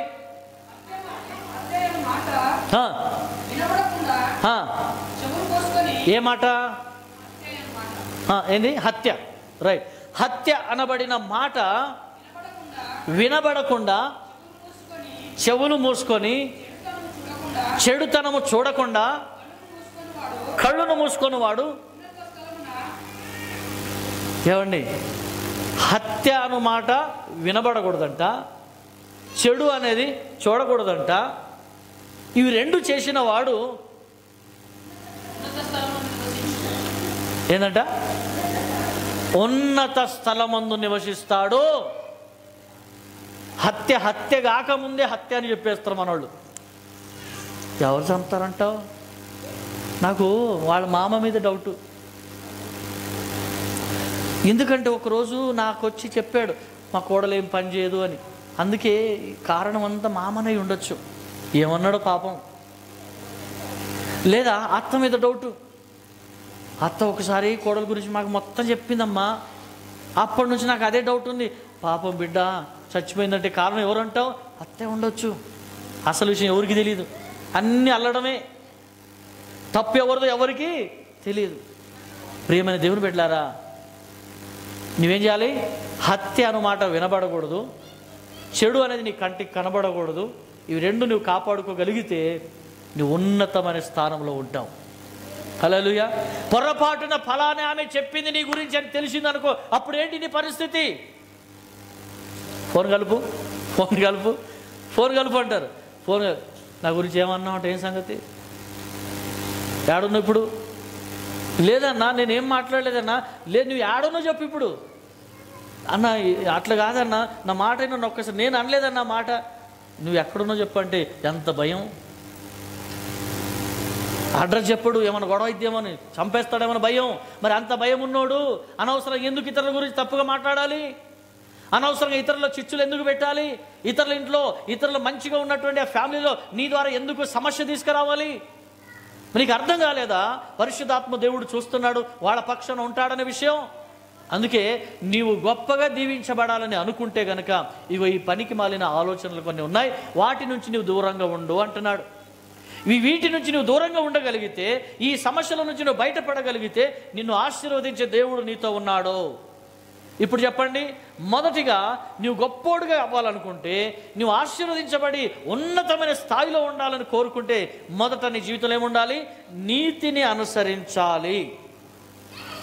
దేవుని వాక్యం కూడా అదే అన్నది కదా, నువ్వు మొదట నా నీతిని, నా రాజ్యాన్ని వెతుకు, ఆ తర్వాత అవన్నీ నీకు వస్తాయి. వెండి కావాలా, బంగారం కావాలా, వజ్ర వైడూర్యాలు కావాలా, మంచి బట్టలు కావాలా, మంచి పొలం కావాలా, మంచి ఇల్లు కావాలా, మంచి నీళ్లు కావాలా, ఏం కావాలి అసలు నీకు? ఏ రకమైన ఆశీర్వాదం కావాలని కోరుతున్నావు? అలా నన్ను తక్కువగా అంచనా వేయకు. నేను తక్కువగా ఉండడానికి ఇష్టపడను. నేను సమృద్ధిగా ఇస్తా. యేసుప్రభు ఎలా వచ్చాడంటే ఈ లోకానికి? ఎలా వచ్చాడంట? సమృద్ధి, జీవం ఇవ్వడానికే వచ్చిన నేను, అది సమృద్ధిగా ఇవ్వడానికి వచ్చిన అన్నాడు ప్రభు. ఆయన జీవం ఇస్తే ఏదో కొంచెం అరకొర ఇవ్వడు. ఎలా ఇస్తాడు? సమృద్ధిగా ఇస్తాడు జీవం. యోహాను సువార్త 10వ అధ్యాయంలో ఉంటుంది ఆ మాట.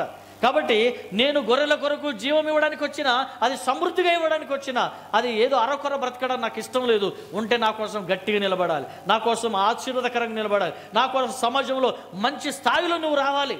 యేసు ప్రభు నమ్మిన తర్వాత ఆమె జీవితం అంత దరిద్రం అయిపోయింది, ఆడి జీవితం అంత మోసం అయిపోయింది. అది ఏందో అని జీవితం, వాడేంటో వాడు బతికేందో అర్థమవుతలేదు అన్నట్టుగా నీ ద్వారా దేవుని నామానికి అవమానం రాకూడదు. ఈరోజు నువ్వు ఆశీర్వదించబడకపోవడానికి కారణం నీలో నీతి ఎక్కడో తప్పింది. ఎక్కడో నీతి అనేది నీలో పని చేయకుండా ఆగిపోయింది. నీతిని నువ్వు వదిలిపెట్టి ఉన్నావు. ఎక్కడో నీలోనే దెబ్బపడింది. ఆ నీతి నీలో నుంచి బయటికి వెళ్ళినప్పుడే దరిద్రం నీ లోపలికి దూరింది. నీతి అనేది నీలో నుంచి బయటికి పోయినప్పుడే ఈ లోకంలో ఉన్న దరిద్రం చెత్త అంతా నీ లోపలికి వచ్చింది. అప్పుడు వెంటనే జరిగిన విషయం ఏంటంటే, అప్పులు, సమస్యలు, ఇబ్బందులు, నింద, అవమానం ఏదో ఎక్కడో జరుగుతుంది. అలా జరగడం దేవునికి ఇష్టం లేదని దేవుడు అంటున్నాడు, బిడ్డ నువ్వు ఎప్పుడు తలెత్తుకొని తిరగలరా? అందుకే నేను చెప్పిన మాట నువ్వు పాటించు. రైట్, ఇప్పుడు నీతిని వెతుకు. నీతి ఎవరు? యేసు ప్రభువే. నన్ను వెతుకు, నేను దొరుకుతా నీకు. నేను దొరికినంటే నీకు అన్నీ ఉన్నట్టే. ఈ లోకంలో చాలామంది డబ్బు కావాలి, కోటి రూపాయలు ఇచ్చిన 2 కోట్లు అంటున్నారు, 2 ఉంటే 10 కోట్లు అంటున్నారు, 10 ఉంటే 100 కోట్లు అంటున్నారు, 1,00,000 కోట్లు అంటున్నారు. అయినా కళ్ళకు తృప్తి లేదంట. దేవుడు అంటున్నాడు, అరే అదంతా ఎందుకు కానీ నన్ను కోరుకోరా నాయనా. హల్లెలూయా. నన్నే కోరుకో, ఇక నీకు అన్ని నీయే. ఎన్ని లక్షల కోట్లు కావాలని అన్ని నీయే. కానీ నేను నీ జీవితంలో ఉంటే నీకు అన్లిమిటెడ్ బ్లెస్సింగ్స్ ఉంటాయి. నేనే నీకు లేకపోతే ఉన్నవన్నీ కూడా మెల్లమెల్ల గూడ్చుకోపోతాయంట.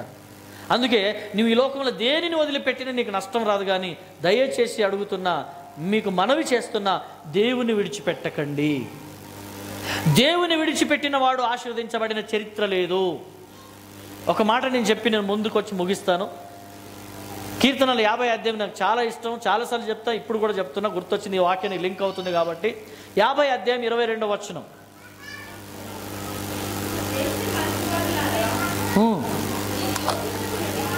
ఎవరి గురించి చెప్తున్నాడు? దేవుణ్ణి మరిచిపోయిన వాళ్ళకి చెప్తున్నాడు, దేవుని లెక్క చేయని వాళ్ళకి చెప్తున్నాడు, దేవుని మాటకు విలువ ఇవ్వలేని వాళ్ళకి చెప్తున్నాడు. దేవుడు అంటే అంత పిచ్చి ఉండాలా? అమ్మ చర్చికి వెళ్ళాలి కానీ మరి ఇంత పిచ్చి ఉండకూడదు. ప్రార్థన చేయాలి, వాక్యం చదవాలి కానీ మరి ఇంత పిచ్చి ఉండకూడదు. అదేం పిచ్చి అమ్మ? వాక్యం కొంచెం మనిషి అన్నాక ఏముండాలట? ఎంజాయ్మెంట్ ఉండాలి. మనిషి అన్నాక కొంచెం రెస్ట్ ఉండాలి. మనిషి అన్నాక కొంచెం ఆట పోటీలు ఉండాలి. మనిషి అన్నాక కొంచెం అక్కడిక్కడ సమాజంలో ఏం జరుగుతుందో తెలుసుకోవాలి. కొందరికి ఈ బైబిల్ పట్టుకుని కూర్చున్న వాళ్ళు ఒక పిచ్చోళ్ళ కనబడతారు. నాకు తెలిసిన ఒక ఆయన ఉన్నాడు. ఆయన పొద్దున్న లేచి బైబిల్ పట్టుకున్నాడంటే పని లేకపోతే కనుక మధ్యాహ్నం లంచ్ టైం వరకు బైబిల్ తీయడు, ఇంతే పట్టుకుంటాడు, చదువుతూనే ఉంటాడు. లంచ్ టైం అయిందంటే ఎవరైనా వచ్చి పిలవాలి, అన్నం తినవా, నువ్వు ఆకలి కాలేదా అంటే అన్నమా తింటాలే అని మళ్ళీ పోయి చేతి కడుక్కొని అన్నం తినేసి మళ్ళీ వచ్చి కూర్చుంటాడు. ఆయన గురించి ఏం మాట్లాడతారో తెలుసా? వాళ్ళు భార్య అయినా, పిల్లలైనా, కోడళ్ళైనా, కూతుర్లైనా, అల్లుళ్ళైనా, అక్క చెల్లెలైనా, అన్నదమ్ములైనా వాళ్ళు మాట్లాడే తెలుసా?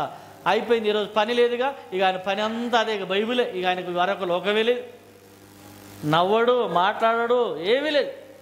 ప్రియులారా, లోకము దృష్టిలో వాడు ఒక పిచ్చోళ్ళలాగా ఉన్నాడు. కానీ బైబిల్ తీసుకొని నాన్న నిద్ర వస్తలేదంటే ఏం లేదు బెట్ట, ఒకసారి బైబిల్ తీసుకొని చదువు అన్నారు అనుకోండి, దెబ్బకు 5 నిమిషాలు నిద్ర వస్తుంది. తెలుసా మీకు? 5 నిమిషాలకు నిద్ర వచ్చేస్తుంది.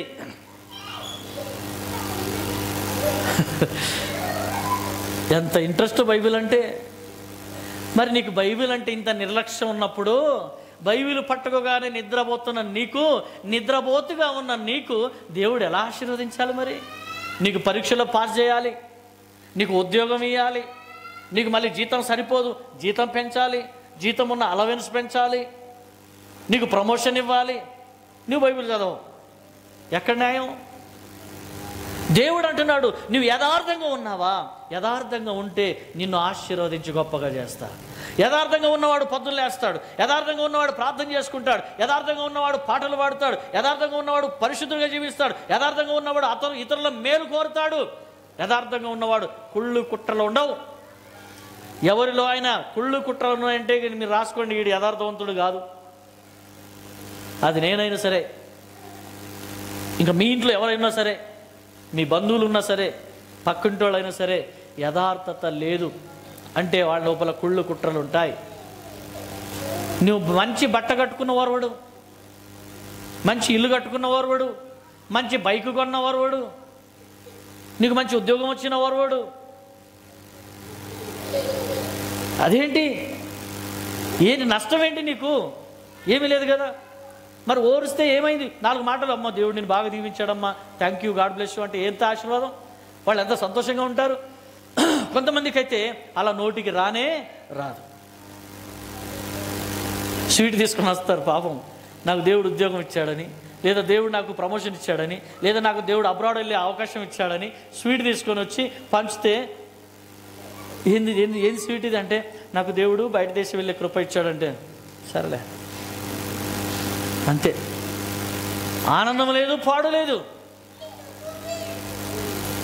నాకు ఉద్యోగం ఇచ్చాడు దేవుడు అంటే, సరేలే. వారు నేను బైక్ కొన్నానంటే, వారు ఇల్లు కట్టుకున్నానంటే, వారు ఒక్కొక్కడు ఇల్లు దావత్కి వస్తారు, ఊరవతల పోయి కూర్చుంటారు. ఎందుకో తెలియదు. ఏంటంటే, నేను ఇప్పుడు తినా, నాకు ఆకలి, అది ఏం అలు కూడా తెలియదు. ప్రియమైన దేవుని బిడ్డలారా, దేవుని చేత వచ్చే ఆశీర్వాదాలు మీరేం చేయబడుతున్నారు? కోల్పోతున్నారు. దేవుడిచ్చే ఆశీర్వాదాలు కోల్పోతున్నారు. కాబట్టి దేవుడంటే మీకు లెక్క లేదు, కాబట్టి దేవుడంటే మీకు ఎన్నిక లేదు, కాబట్టి దేవుడంటే పూర్తిగా చెప్పాలంటే భయం లేదు, కాబట్టి ఇలాంటి పిచ్చి పిచ్చి ఆలోచనలన్నీ వస్తాయి. కానీ దేవుడు మాత్రం అనుకుంటున్నాడు, నువ్వు ఉన్నతమైన స్థితిలోనే ఉండాలి, నీలో నీతి ఉండాలి, రెండవది యథార్థత ఉండాలి, మూడవది లంచం తీసుకోకుండా నీ జీవితం గడపాలి. పిల్లలు కూడా అలవాటు చేస్తారు ఇప్పుడే. రే షాపుకి పోతున్నావా, ఆంటీ పంపిస్తుందా, రే నీకు ఐస్ క్రీమ్ కావాలని అడుగురా. లంచ్ ఎవరు నేర్పించారు చెప్పండి? మీరే, మనమే. అదేంటక్క ఉన్నాయి 10 రూపాయలు, మళ్ళీ బిడ్డక నువ్వు అలా ఆశ చూపిస్తావు, ఐస్ క్రీమ్ ఎక్కడి నుంచి చూపిస్తావు, రేపు ఇప్పేస్తేలే నాన్న అంటే, లేదురా ఇప్పుడే కావాలని ఏడు. ఆడు ఏడుస్తాడు, ఆడికి ఏం తెలుసు? లంచం అని తెలియదు, ఆవిడ ఏడుస్తాడు. ఈరోజు ఏడుస్తాడు, రేపు ఎవరు చెప్పకముందే ఏమంటాడు, అరే నాన్న కొంచెం షాప్కి వెళ్ళి రారండి, నాకేమి ఇస్తాం అంటాడు. హల్లెలూయా. అంటే లంచగొండి సమాజంగా మారుస్తుంది ఎవరంటే వారిని ప్రోత్సాహపరుస్తున్న వాళ్ళే. అందుకే నేను చాలా పనులలో నేనేం చేస్తానంటే, ఏదన్నా పని గవర్నమెంట్ ఆఫీస్లో ఉందంటే నేను ఎవ్వరికి ఇవ్వను. కారణం ఏంటంటే, ఒకటోది నా దగ్గర డబ్బులు ఉండవు, రెండవది నేను ఎంతసేపు అయినా తిరగలుగుతా, దేవుడు ఓపిక ఇచ్చాడు. ఎంతమంది ఆఫీసర్ దగ్గరికి వెళ్తే పని చేయించుకుంటా. అందుకే నేను ఎవరికి లంచం వేయను. అడుగుతా, సరే పని కావాలంటే ఏమైనా ఖర్చు అవుతుందని అడుగుతా. అవుతుంది, 5,000 అవుతుంది అంటే నేను మెల్లగా ఆయనతో మాట్లాడిన, ఇంకా అక్కడి నుంచి కట్ అయిపోయి ఆయన పైన అధికారి ఎవరైతే ఉంటారో ఆయన దగ్గరికి పోయి మాట్లాడతా. సార్ ఈ పని నేను మొన్న అప్లై చేసిన, ఇంకా రాలేదు సార్, ఒకసారి చూడండి అంట. ఆయన ఏం చేస్తాడు, సిస్టంలో నంబర్ కొట్టి చూస్తాడు, ఇది ఆల్రెడీ వచ్చిందిగా, ఫలం దగ్గర ఉంది, తీసుకురాపో అంటాడు. సార్ ఈ ఫైల్ ఇవ్వమంటున్నాడు, నేనే పోయి తీసుకొచ్చి ఆయనకి ఇస్తే మొక్క చూస్తూ ఉంటాడు. నేను మొక్క చూసి, అదేంటి సార్ నీకు తెలుసా అంటాడు. అరే ఎప్పటి నుంచో తెలుసా అంట.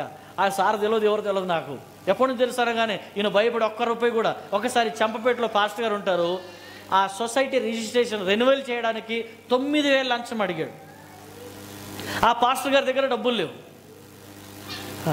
అన్న చూడన్న నా దగ్గర డబ్బులు లేవు, నా దగ్గర డబ్బులు లేవు అన్నాడు. ఆగు ఒక్క నిమిషం, దేవుడు అద్భుతం చేస్తాడన్న. కూర్చున్నాం, మామూలుగా ఫైల్ ఇచ్చేసినాం, అంతా అయిపోయింది ప్రాసెస్. సరేలే ఇస్తాంలే అని అన్నీ ఒకే చేపించేసిన. కూర్చున్నా. ఈ లోపల డబ్బుల కోసం ఆయన ఎదురు చూస్తున్నాడు. ఈ లోపల మేము ఒట్టిగా కాళ్ళ మీద కాలు వేసుకుని ఊరికే కూర్చున్నాం. ఈ లోపల రిజిస్టర్ గారు బయట నుంచి లోపలికి వెళ్ళారు. సార్ నమస్కారం సార్ అన్నారు. ఆయన పొరపాటున ఏమన్నాడంటే బాగున్నారా సార్ అన్నాడు. ఈయన చూశాడు. సార్ మీకు తెలుసా అన్నాడు. ఎందుకు తెలియదు, మాకు ముందు నుంచి పరిచయం అన్న. ఈయన ఒక్క రూపాయి కూడా లంచం తీసుకోకుండా సార్ దగ్గర పోయి సంతకం పెట్టించుకోపో అన్నాడు. ఆయనతో సంతకం పెట్టి ఒక్క రూపాయి కూడా లంచం లేదు. తీసుకొచ్చి ఈయన చేతిలో ఫైల్ పెడితే అదేందన్నా 9,000 అడిగాడు, ఒక్క రూపాయి కూడా తీసుకోలేదంటే, సార్ తెలుసుగా మనకు, ఒక్క రూపాయి కూడా తీసుకోండి ఆయన. హల్లెలూయా. నేనేమంటున్నా తెలుసా, ఆఫ్టర్ ఒక సార్ తెలిస్తేనే ఒక్క రూపాయి లంచం లేకుండా పని అయింది. ఇప్పుడు నేనేనంటున్నా, దేవుడు నీకు సొంతం అయితే లంచం అనే పేరు కూడా అక్కర్లేదు. హల్లెలూయా. దేవుడు అడుగుడు మీకు ఇవ్వబడును, తట్టుడు మీకు తీయబడును, వెదుకుడు మీకు దొరుకును, సమస్తం నీ కోసం సిద్ధంగా ఉన్నాయి అని చెప్పిన దేవుడే ఈరోజు రారాజుగా నీ కోసం ఉన్నాడు. ఆయన అవసరం తీర్చే దేవుడుగా నీతో ఉన్నాడు. కాబట్టి నీవే ఈ లోకములో మాదిరిగా ఉండాలి. లంచం. తర్వాత 5వది, చెడుతనం చూడొద్దు, హత్య అనే విషయం వినొద్దు. ఈ రెండిట్లో నువ్వు జాగ్రత్త పడితే, దాన్ని పట్టించుకొని వదిలేస్తే ఏమైంది, నువ్వు ఉన్నతమైన స్థితిలో ఉంటావు అనే విషయాన్ని దేవుడు ఈరోజు ఒకే అధ్యాయంలో చాలా విషయాలు, దాదాపు 5 రకాల విషయాలను దేవుడు మనతో మాట్లాడినందుకు నేను దేవునికి కృతజ్ఞతలు స్తుతులు చెల్లిస్తూ, ఈ విలువైన మాటలు మీ దగ్గరికి దేవుడు తెలియపరిచినాడని నేను నమ్ముతూ ఈ మాటలు మేము తీసుకొచ్చాను. దేవుడి మాటలు దీవించి ఆశీర్వదించి నడిపించునుగాక. ఆమేన్. హల్లెలూయా. హల్లెలూయా. తలలోంచుతారా, ప్రార్థన చేసుకుందాం. పరిశుద్ధుడా, మహోన్నతుడమైన తండ్రి, నీకు స్తోత్రాలు. కృపా కనికరము కలిగిన మహానీయుడా, నీకు వందనాలు. సర్వశక్తిమంతుడా, మా యేసయ్యా, నీకు స్తోత్రాలు. ప్రభువా, ఈరోజు ఒక మనిషి, ఒక క్రైస్తవుడు, ఒక విశ్వాసి ఉన్నతమైన స్థితిలో వెళ్ళాలి అంటే, ఉన్నతమైన స్థితికి రావాలంటే, ఎదగాలంటే ఏం చేయాలి అంటే, అయ్యా మొదటగా నీ నీతిని వెతకమన్నావు, నీతిని అనుసరించమన్నావు. రెండవది, ఇదిగో ప్రభా, నీవు ఇచ్చిన కృపను బట్టి యథార్థంగా మాట్లాడాలి అన్నావు. అవును ప్రభా, యథార్థంగా మాట్లాడితే, ఉన్నది ఉన్నట్టుగా మాట్లాడితే ఇప్పుడున్న కాలంలో కష్టమే ఉండొచ్చు, కానీ రాబోయే రోజుల్లో ఆశీర్వాదాలు ఉంటాయి. అట్టి ఆశీర్వాదాల కొరకు మేము వేగిర పడుతున్నాం, ఎదురు చూస్తున్నాం. తండ్రి, సహాయం వచ్చేయి. అదేవిధంగా ఇదిగో ప్రభా, లంచము పుచ్చుకోకూడదు, ఉన్నతమైన స్థితిలో ఉండాలన్న ఏ క్రైస్తవుడైనా కానీ నువ్వు లంచం పుచ్చుకోకూడదని చెబుతున్నావు. కాబట్టి పొరపాటున ఎవరైనా ఇప్పటి వరకు లంచం తీసుకుంటే యేసు నామములో వారిని మన్నించి, వారిని క్షమించి, ఇదిగో వారి జీవితంలో లంచము అవసరం లేకుండా కార్యం చేయమని ప్రార్థన చేస్తూ ఉన్నాం.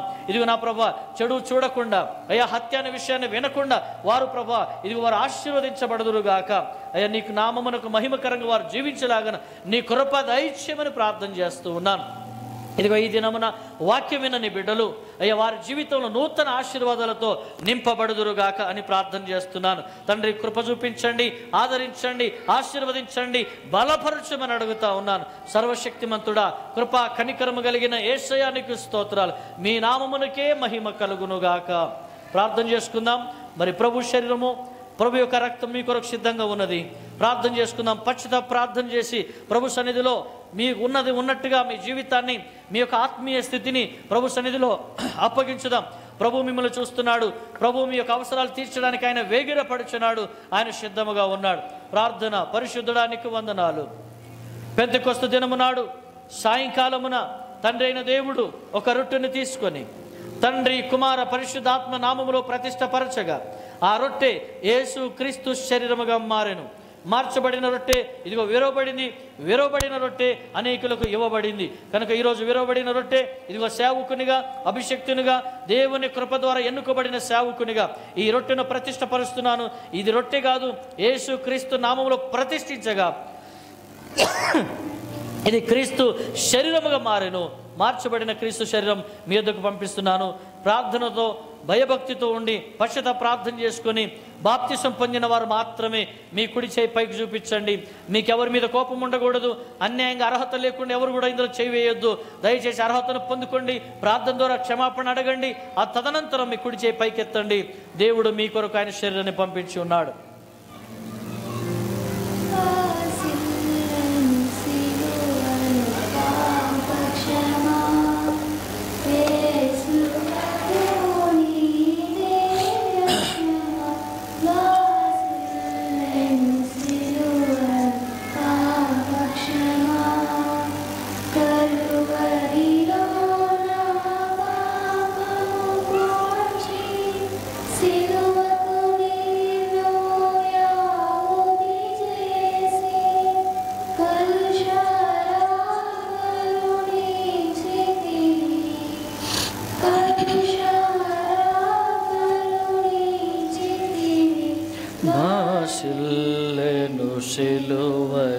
పాపక్షమా యేసు ప్రభు. బాప్తిసం పొందిన వారు మీ కుడి చేయి పైకెత్తండి. యేసుక్రీస్తు శరీరం మీ యొద్దకు వచ్చి ఉన్నది. ప్రార్థనలో ఉండండి. మిగతా వారు కూడా ప్రార్థనలో ఉండండి. ఎవరు కళ్ళు తెరిచి అటు ఇటు చూడకూడదు. దేవుని మందిరం ఇది క్రమము కలిగి ఉందాం.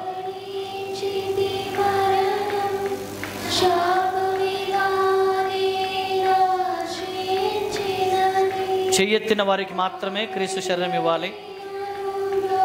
త్వరగా ముందుకు వెళ్దాం.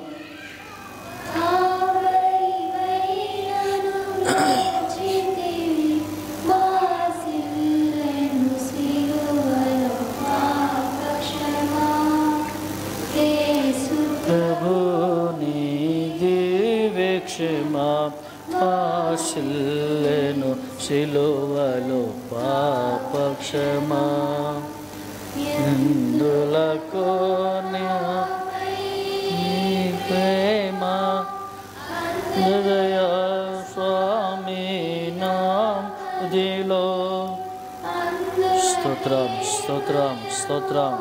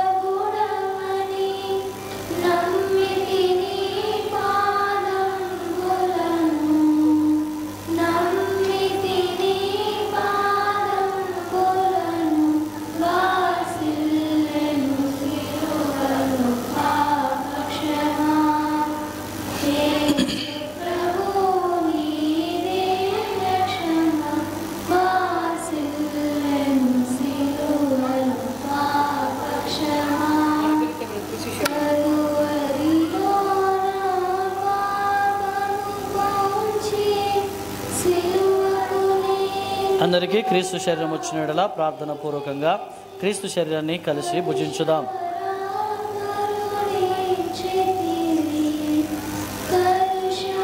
తదనంతరం ఒక పాత్రను తీసుకొని అందులో ద్రాక్షరసాన్ని పోసి తండ్రి కుమార పరిశుద్ధాత్మ నామములో ప్రతిష్ఠించగా ద్రాక్షరసము క్రీస్తు రక్తముగా మార్చబడెను. తండ్రి అయిన దేవుడు చెప్పినటువంటి మాట, ఇది నా నిబంధన రక్తము, దీనిని నా జ్ఞాపకార్థముగా చేయడని ప్రభువే సెలవిచ్చెను. కనుక అభిషక్తునిగా, సేవకునిగా, ఆయన బిడ్డగా, దాసునిగా ఈరోజు తీసుకురాబడిన ద్రాక్షరసం కొరకు ప్రతిష్ఠిస్తున్నాను, ప్రార్థన చేస్తున్నాను. ఇక మీదట ఇది క్రీస్తు రక్తముగా ప్రకటిస్తున్నాను. అలాగే బాప్తిసం పొందిన మీరు, క్రీస్తు శరీరంలో పాల్గొన్న మీరు మీ కుడి చేయి పైకి చూపించినట్లయితే క్రీస్తు యొక్క రక్తము మీ యొద్దకు తీసుకురాబడుతుంది. త్వరగా మీ యొక్క కుడి చేయి పైకెత్తినట్లయితే క్రీస్తు యొక్క రక్తం మీ యొద్దకు వస్తుంది.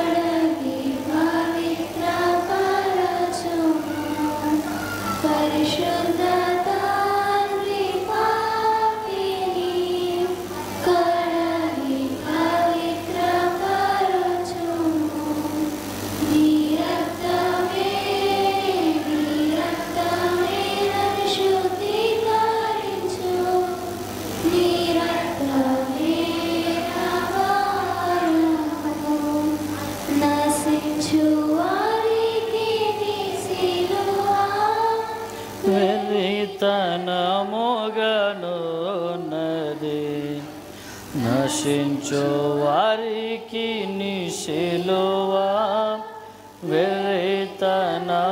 మోగనున్నది. రక్షింపబడుచున్న పాపికి దేవుని శక్తి అయ్యున్నది. రక్షింపబడుచున్న పాపికి దేవుని శక్తి అయ్యున్నది. నీ రక్తమే నీ రక్తమే నన్ను శుద్ధీకరించు. నీ రక్తమే నా భారము.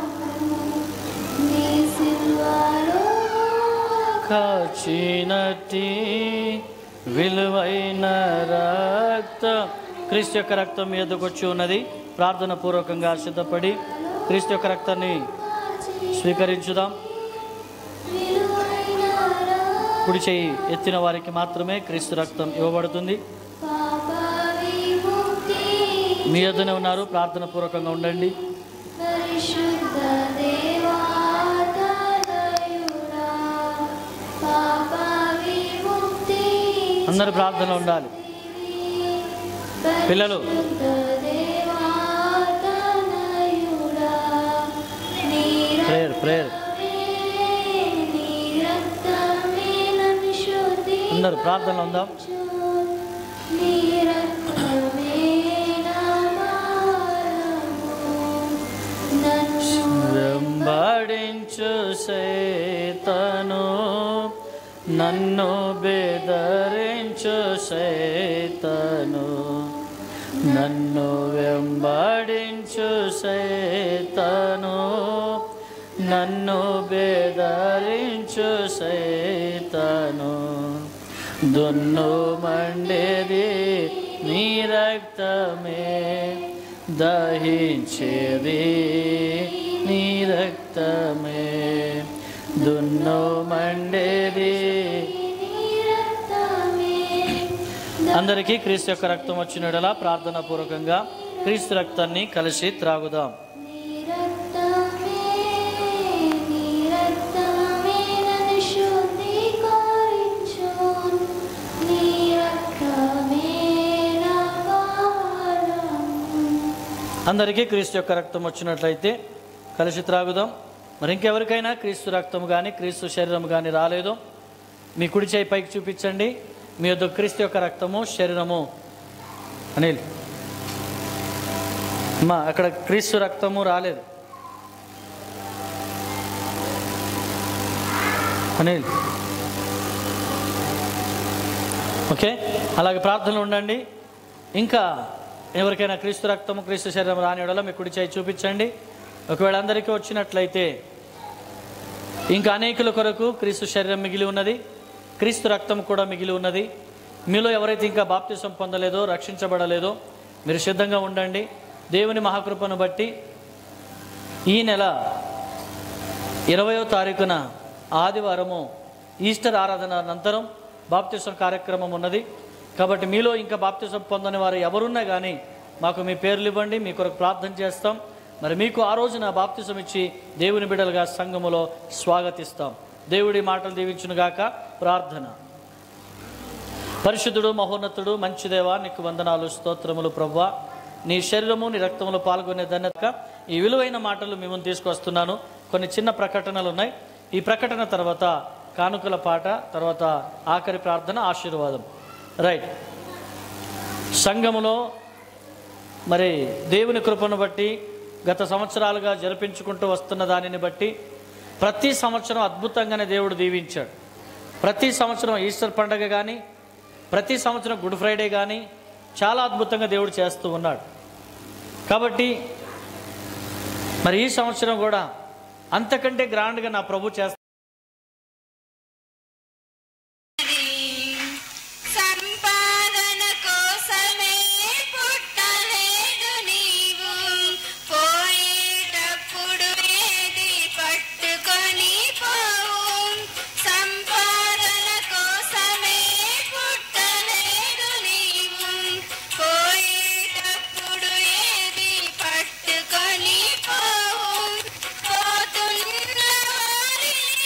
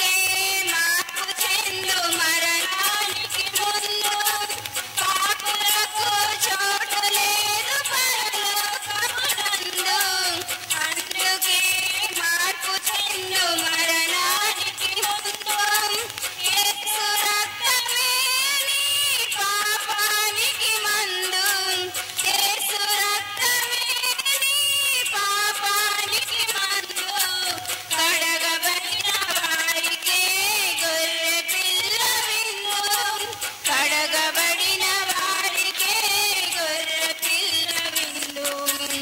ఈ జీవితం విలువైనది, నరులారా రండని సెలవైనది.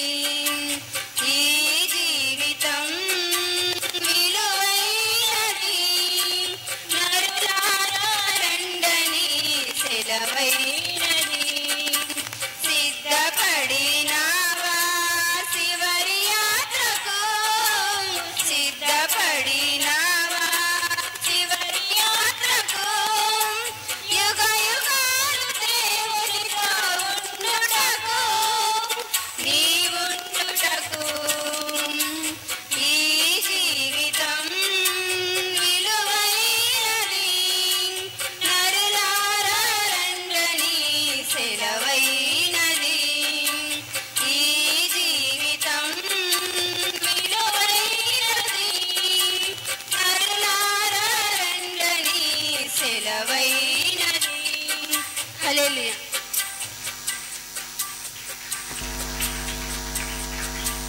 దేవునికి మహిమ కలుగును గాక. హల్లెలూయా. మరి ఆఖరి అంశంలో వచ్చి ఉన్నాం. మరి ప్రతిరోజు ఈ 40 రోజులు సాయంకాలం 7 నుంచి 8 గంటల వరకు మరి ఇక్కడ ప్రార్థన జరుగుతుంది. ప్రార్థనలో ఉండాలనుకునే వారు ఖచ్చితంగా రావాలని ప్రభు పేరిట మనవి చేస్తున్నా. ప్రతిరోజు, ఒక్కరోజు కాదు, ప్రతిరోజు సాయంత్రం ఇక్కడ 7 గంటల నుంచి 8 గంటల వరకు ప్రార్థన ఉంటుంది. మిమ్మల్ని ప్రేమపూర్వకంగా ఆహ్వానిస్తున్నాం. దయచేసి మాకు అవమానించకండి, మీరు రండి. మీరు వస్తే మేము ఆశీర్వదించబడతాం, సంతోషిస్తాం.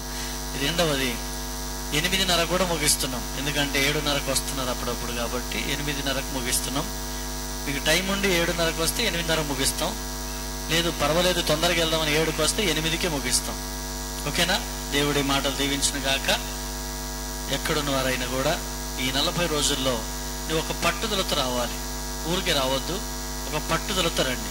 నేను దేవుని దగ్గర ఒక వరం పొందాలి, ఆస్వాదించబడాలి అనుకుని వస్తే ఖచ్చితంగా నా దేవుడు కార్యం చేస్తాడు. ఓకేనా? పిల్లల రిజల్ట్ దగ్గర పడుతున్నాయి.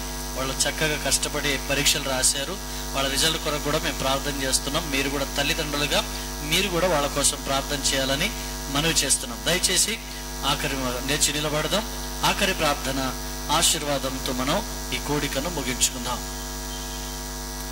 దేవుని సువార్త పరిచర్యలో పాలు పొందుకోవడానికి దేవుడు అవకాశం ఇస్తూ ఉన్నాడు. ఆసక్తి ఉన్నవారు మీరు స్త్రీల కూటంలో కూడా వాక్యం చెప్పొచ్చు. సిస్టర్స్ ఎవరున్నా మీకు అవకాశం ఉంటుంది. యవనస్తుల కూడికలు కూడా ఆ వాక్యం చెప్పొచ్చు. తర్వాత ఇంకా రకరకాల ఆరాధనలో దేవుడు మీకు అవకాశం ఇస్తాడు. వేరే వేరే ప్రాంతాలకు కూడా వెళ్ళినప్పుడు దేవుడు మీ ద్వారా వాక్యంతో అనేకులను దేవుడు ఆకర్షిస్తాడు. కనుక దేవుడు మిమ్మల్ని దీవించి ఆస్వాదించును గాక. ఆఖరి ప్రార్థన కానుకల కొరకు ఆశీర్వాదంతో ముగించుదాం. ప్రార్థన. పరిశుద్ధుడా, మహోన్నతుడా, సర్వశక్తిమంతుడా, కృప మరియు కనికరము కలిగిన మంచి యేసయ్య, నీకు వందనాలు, స్తోత్రాలు. మొదటగా మీరు సిలువలో పలికిన 7 మాటలు గుడ్ ఫ్రైడే సందర్భముగా మేము గుర్తు చేయడం జరిగింది. ఆ లిస్ట్ తయారు చేయాలని ఆశపడ్డాం. అయ్యా, మరి ప్రకటన ద్వారా తెలియపరిచిన రీతిగా ఎవరైతే ఆసక్తిగా ఉన్నారో భయపడక, ఇదిగో నాయన, ధైర్యముతో వారి పేర్లు రాపించుకోవడానికి సహాయం చేయండి. ఆ 7 మాటలు మీరు పలికినప్పుడు ఆ మాట తలంచుకుంటే మాలో ఒకలాంటి బాధ, వేదన, దుఃఖము కలుగుతుంది. నా యేసయ్య పొందిన బాధ ఆ మాటల ద్వారా నేను పంచుతే అది అంత దీవెన అని ప్రతి ఒక్కరు ముందుకు రావడానికి కృప చూపించండి. నీ త్యాగం మా జీవితాన్ని మార్చింది, మీ ప్రేమ మా బ్రతుకును మార్చింది. కాబట్టి మా జీవితంలో ఒక పరిశుద్ధులుగా జీవించే కృప దొరకాలి అంటే అది మీ పాదాల దగ్గర దొరుకుతుంది.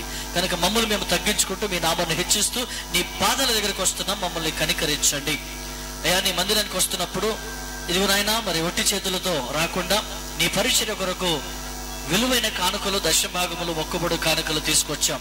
నీ పరిచర్య కొరకు ఇచ్చాం. ఇచ్చిన చేతులు దీవించబడను గాక అని సేవకునిగా ప్రార్థన చేస్తూ ఉన్నాను. ఎవరైతే ఇవ్వలేదని బాధపడుతున్నారో యేసు నామముల వారికి ఇచ్చే అర్హత, అవకాశము కల్పించుదురుగాక. ఇచ్చిన ప్రతి చేతులను సమృద్ధిగా మీరు దీవించుదురుగాక. నా తండ్రి 10వ తరగతి ఇంటర్మీడియట్ విద్యార్థులు పరీక్షలు రాసి రిజల్ట్ కొరకు ఎదురు చూస్తూ ఉన్నారు. వారు అనుకున్న దానికంటే ఎక్కువ ర్యాంకులను బిడ్డలు పాస్ అవ్వడానికి నీ కృప దయచేయమని ప్రార్థన చేస్తున్నాను. వారి తల్లిదండ్రులు 1000 కళ్ళతో ఎదురు చూస్తున్నారు నా బిడ్డలు పాస్ అవ్వాలి అని. ఆ బిడ్డ తల్లిదండ్రుల కళ్ళలో కూడా ఆనందం చూడాలని సేవకునిగా ఆశపడుతూ ఉన్నాను. సహాయం చేయండి. అలాగే ఆరాధన కొరకు లీడర్ కావాలని ప్రార్థన చేస్తూ ఉన్నాం. లీడింగ్ చేయడానికి కూడా ప్రభా మరి నీ బిడ్డ ప్రభా ఉద్యోగరీత్యా ఇబ్బందిగా ఉంటుంది గనక దేవా తన ద్వారా కానీ తను కానీ ఎవరైతే అవకాశం కల్పించుకొని నిలబెట్టాలని తన ద్వారా మీరు మాట్లాడతారో ఆ వ్యక్తిని ప్రభా ఇదిగో నిలబెట్టండి. అంతేకాదు మరి ఈస్టర్ ఆరాధన కొరకునైనా మేము ప్రణాళిక వేస్తూ ఉన్నాం. వచ్చే ఆదివారం కూడా దాని గురించి మేము ప్లాన్ చేయాలి. మీరే సహాయం చేయండి అయ్యా మా ప్రభా. మరి వచ్చే ఆదివారం మట్టల ఆదివారం కనుక దానిని ధైర్యంగా సంతోషంగా సామరస్యంగా జరుపుకునే కృపను దయచేయండి. ముఖ్యంగా ఈ స్కూల్ యాజమాన్యం కృష్ణ సార్ గారిని శాంత మేడం గారిని వారిని ఆశీర్వదించమని ప్రార్థన చేస్తున్నాను. వారికి ఇచ్చిన కుమారుడు కూతురు వారిద్దరిని బట్టి ప్రార్థన చేస్తున్నాం. వారి కుటుంబాలని ఆశీర్వదించండి ఆయన. అయ్యా మేమైతే ఏమి ఇవ్వలేము కానీ వారి కొరకు మేము ప్రార్థన చేస్తూ ఉన్నాం. గత 9 సంవత్సరాలుగా వారి కొరకు ప్రార్థన చేస్తున్నాం. వారికి అనేక సమస్యలు వచ్చిన వాటి నుంచి విడిపిస్తున్నావు, బాగు చేస్తున్నావు. దేవానికి స్తోత్రాలు. సహాయం చేయండి. నీ మందిరానికి వచ్చిన వారిలో కూడా ఎన్నో మేలులు మీరు చేశారు అయ్యా. ఎవరు కూడా నీతి తప్పి కాకుండా నీతి అనుసారంగా జీవించే కృపను దయచేయండి. నీతిగా నీ మందిరంలో పొందిన మేలులు నా దేవుని మందిరంలో షాలోమ్ టెంపుల్ దేవుడు నన్ను ఆశీర్వదించాడు. సేవకుని ప్రార్థన మా సంఘ ప్రార్థన ద్వారా నేను బాగుపడ్డానని ఎవరైతే సాక్ష్యం ఇస్తారో ఆ సాక్ష్యాన్ని కూడా ఆశీర్వదించండి. అలాగే మేము నీ కొరకు నీ మందిరంలో ఎప్పుడు సాక్షులుగా ఉందము గాక. నీ పరిచర్య విషయంలో ఇక్కడ అనేక యవనస్తులు లేచుదురు గాక, అనేక పెద్దలు కూడా లేచుదురు గాక, బాధ్యత కలిగిన వారు సంఘములో ఇది ముందుకొచ్చుదురు గాక అని ప్రార్థన చేస్తూ ఉన్నాను. న్యూ బ్రాంచ్ మలక్పేట సలీంనగర్ కొరకు ప్రార్థన చేస్తున్నాను. అయ్యా సంఘ అవసరాలు కూడా కొన్ని ఉన్నాయి. ప్రతి నెల దాని రెంట్ విషయంలో కూడా నా తండ్రి సహాయం చేయండి. అలాగే తండ్రి సంఘంలో ఇన్స్ట్రుమెంట్స్ అవసరం ఉన్నాయి. యేసు నామములో అవి వచ్చునుగాక నా తండ్రి కృప చూపించండి. అలాగే నా తండ్రి ప్రభు మరి కెమెరా విషయమే కానీ కీబోర్డే కానీ ప్యాడ్ కానీ ఇంకా దాన్ని ప్లే చేసే వ్యక్తులే కానీ యేసు నామములు సంఘములోనే అవి ఉద్భవించునుగా కానీ ప్రార్థన చేస్తున్నాం. మేము బయట ఎవరిని అడుక్కోకూడదు నాయన, అవి సంఘముల నుంచి రావాలని మనస్ఫూర్తిగా కోరుతున్నాను. సహాయం చేయండి. ఈరోజు బాధతో వేదనతో దుఃఖముతో బలహీనంతో వ్యాధితో సమస్యతో ఎవరైతే సంఘములు అడుగు పెట్టారో యేసు నామములు ఈ రాత్రి నువ్వు నిలబడిన చోటే నీకు విడుదల కలుగునుగాక. తండ్రి స్వస్థపరచండి. యేసు నామములో స్వస్థత కలుగునుగాక. ఇదిగో నీ పక్కన పరిశుద్ధాత్మ దేవుడు ఉన్నాడు. ఆయన దూతల్ని పక్కన ఉన్నారు. ఆయన నిన్ను తాకబోతున్నాడు. నీలో ఉన్న వ్యాధి కాలిపోబోతుంది. నీలో ఉన్న రుగ్మత తొలగిపోబోతుంది. నీకున్న సమస్య లయమైపోతుంది యేసు నామములో. ఇదిగో ఈ రాత్రి నీ మీద పరిశుద్ధాత్మ అగ్ని అభిషేకం దిగి వచ్చునుగాక. కార్యము జరిగించిన ఆయన ఇదిగో యేసు నామములో పరిశుద్ధాత్మ ద్వారా బిడ్డలు దీవించబడుదురుగాక. అయ్యా ఇదిగో బాధతో వేదనతో ఎవరైతే వచ్చారో వారు సంతోషంగా తిరిగి వెళ్ళుదురుగాక. నిశ్చితమైతే బ్రతుకు దినములన్నీ కూడా నీ కొరకు సాక్షులుగా నిలబెట్టుకోమని మనస్ఫూర్తిగా కోరుతూ దూర ప్రాంతం నుంచి ఎందరైతే వచ్చారో అయ్యా బోరబండ అలాగే ఇదిగో నా తండ్రి ప్రభా మరి ఎంజల్ రోడ్డు ప్రభా ఆ ప్రాంతం నుంచి బడంపేట నుంచి ఎన్టీఆర్ నగర్ ఎల్బీ నగర్ నుంచి ఇంకా ఆయా ప్రాంతం నుంచి సలీం నగర్ దిల్సుఖ్ నగర్ నుంచి వచ్చిన వాళ్ళందరినీ కూడా మీరు దీవించండి. వారికి కావలసిన ఆశీర్వాదాలన్నీ ఇచ్చి మీరు మహిమ పొందుతారని యేసుక్రీస్తు నామములో ప్రార్థించి ఇది వచ్చిన కానుకల్ని పరిచయ కొరకు బహుగా వాడుకోమని మరొక్కసారి అడుగుతూ నిశ్చితమైతే రేపు సాయంత్రం ప్రతిరోజు జరుగుతున్న ఆరాధనలు మేము కలిసే వరకు నీ కృపలో భద్రపరచుకోమని పెద్దలందరూ ప్రభు కలిసి ఈ యొక్క ఈస్టర్ కానీ గుడ్ ఫ్రైడే కానీ ఎలా చేయాలో అని వారు ప్రణాళిక వేస్తుండగా వారి మధ్యలో కూడా మీరు ఉండమని యేసు నామములో ప్రార్థించి అడిగి పొంది ఉన్నాము తండ్రి. ఆమేన్ ఆమేన్. మన ప్రభువైన యేసుక్రీస్తు కృప, తండ్రి అయిన దేవుని ప్రేమ, పరిశుద్ధాత్మ దేవుని సన్నిధి సావాసము కూడి వచ్చిన మనందరికీ సార్వత్రిక సంఘము సకల పరిశుద్ధులకు ఎల్లప్పుడూ తోడై ఉండి నడిపించును గాక. ఆమేన్ ఆమేన్. అందరికీ ప్రైజ్ ది లార్డ్. దేవుడు మిమ్మల్ని దీవించి ఆస్వాదించును గాక.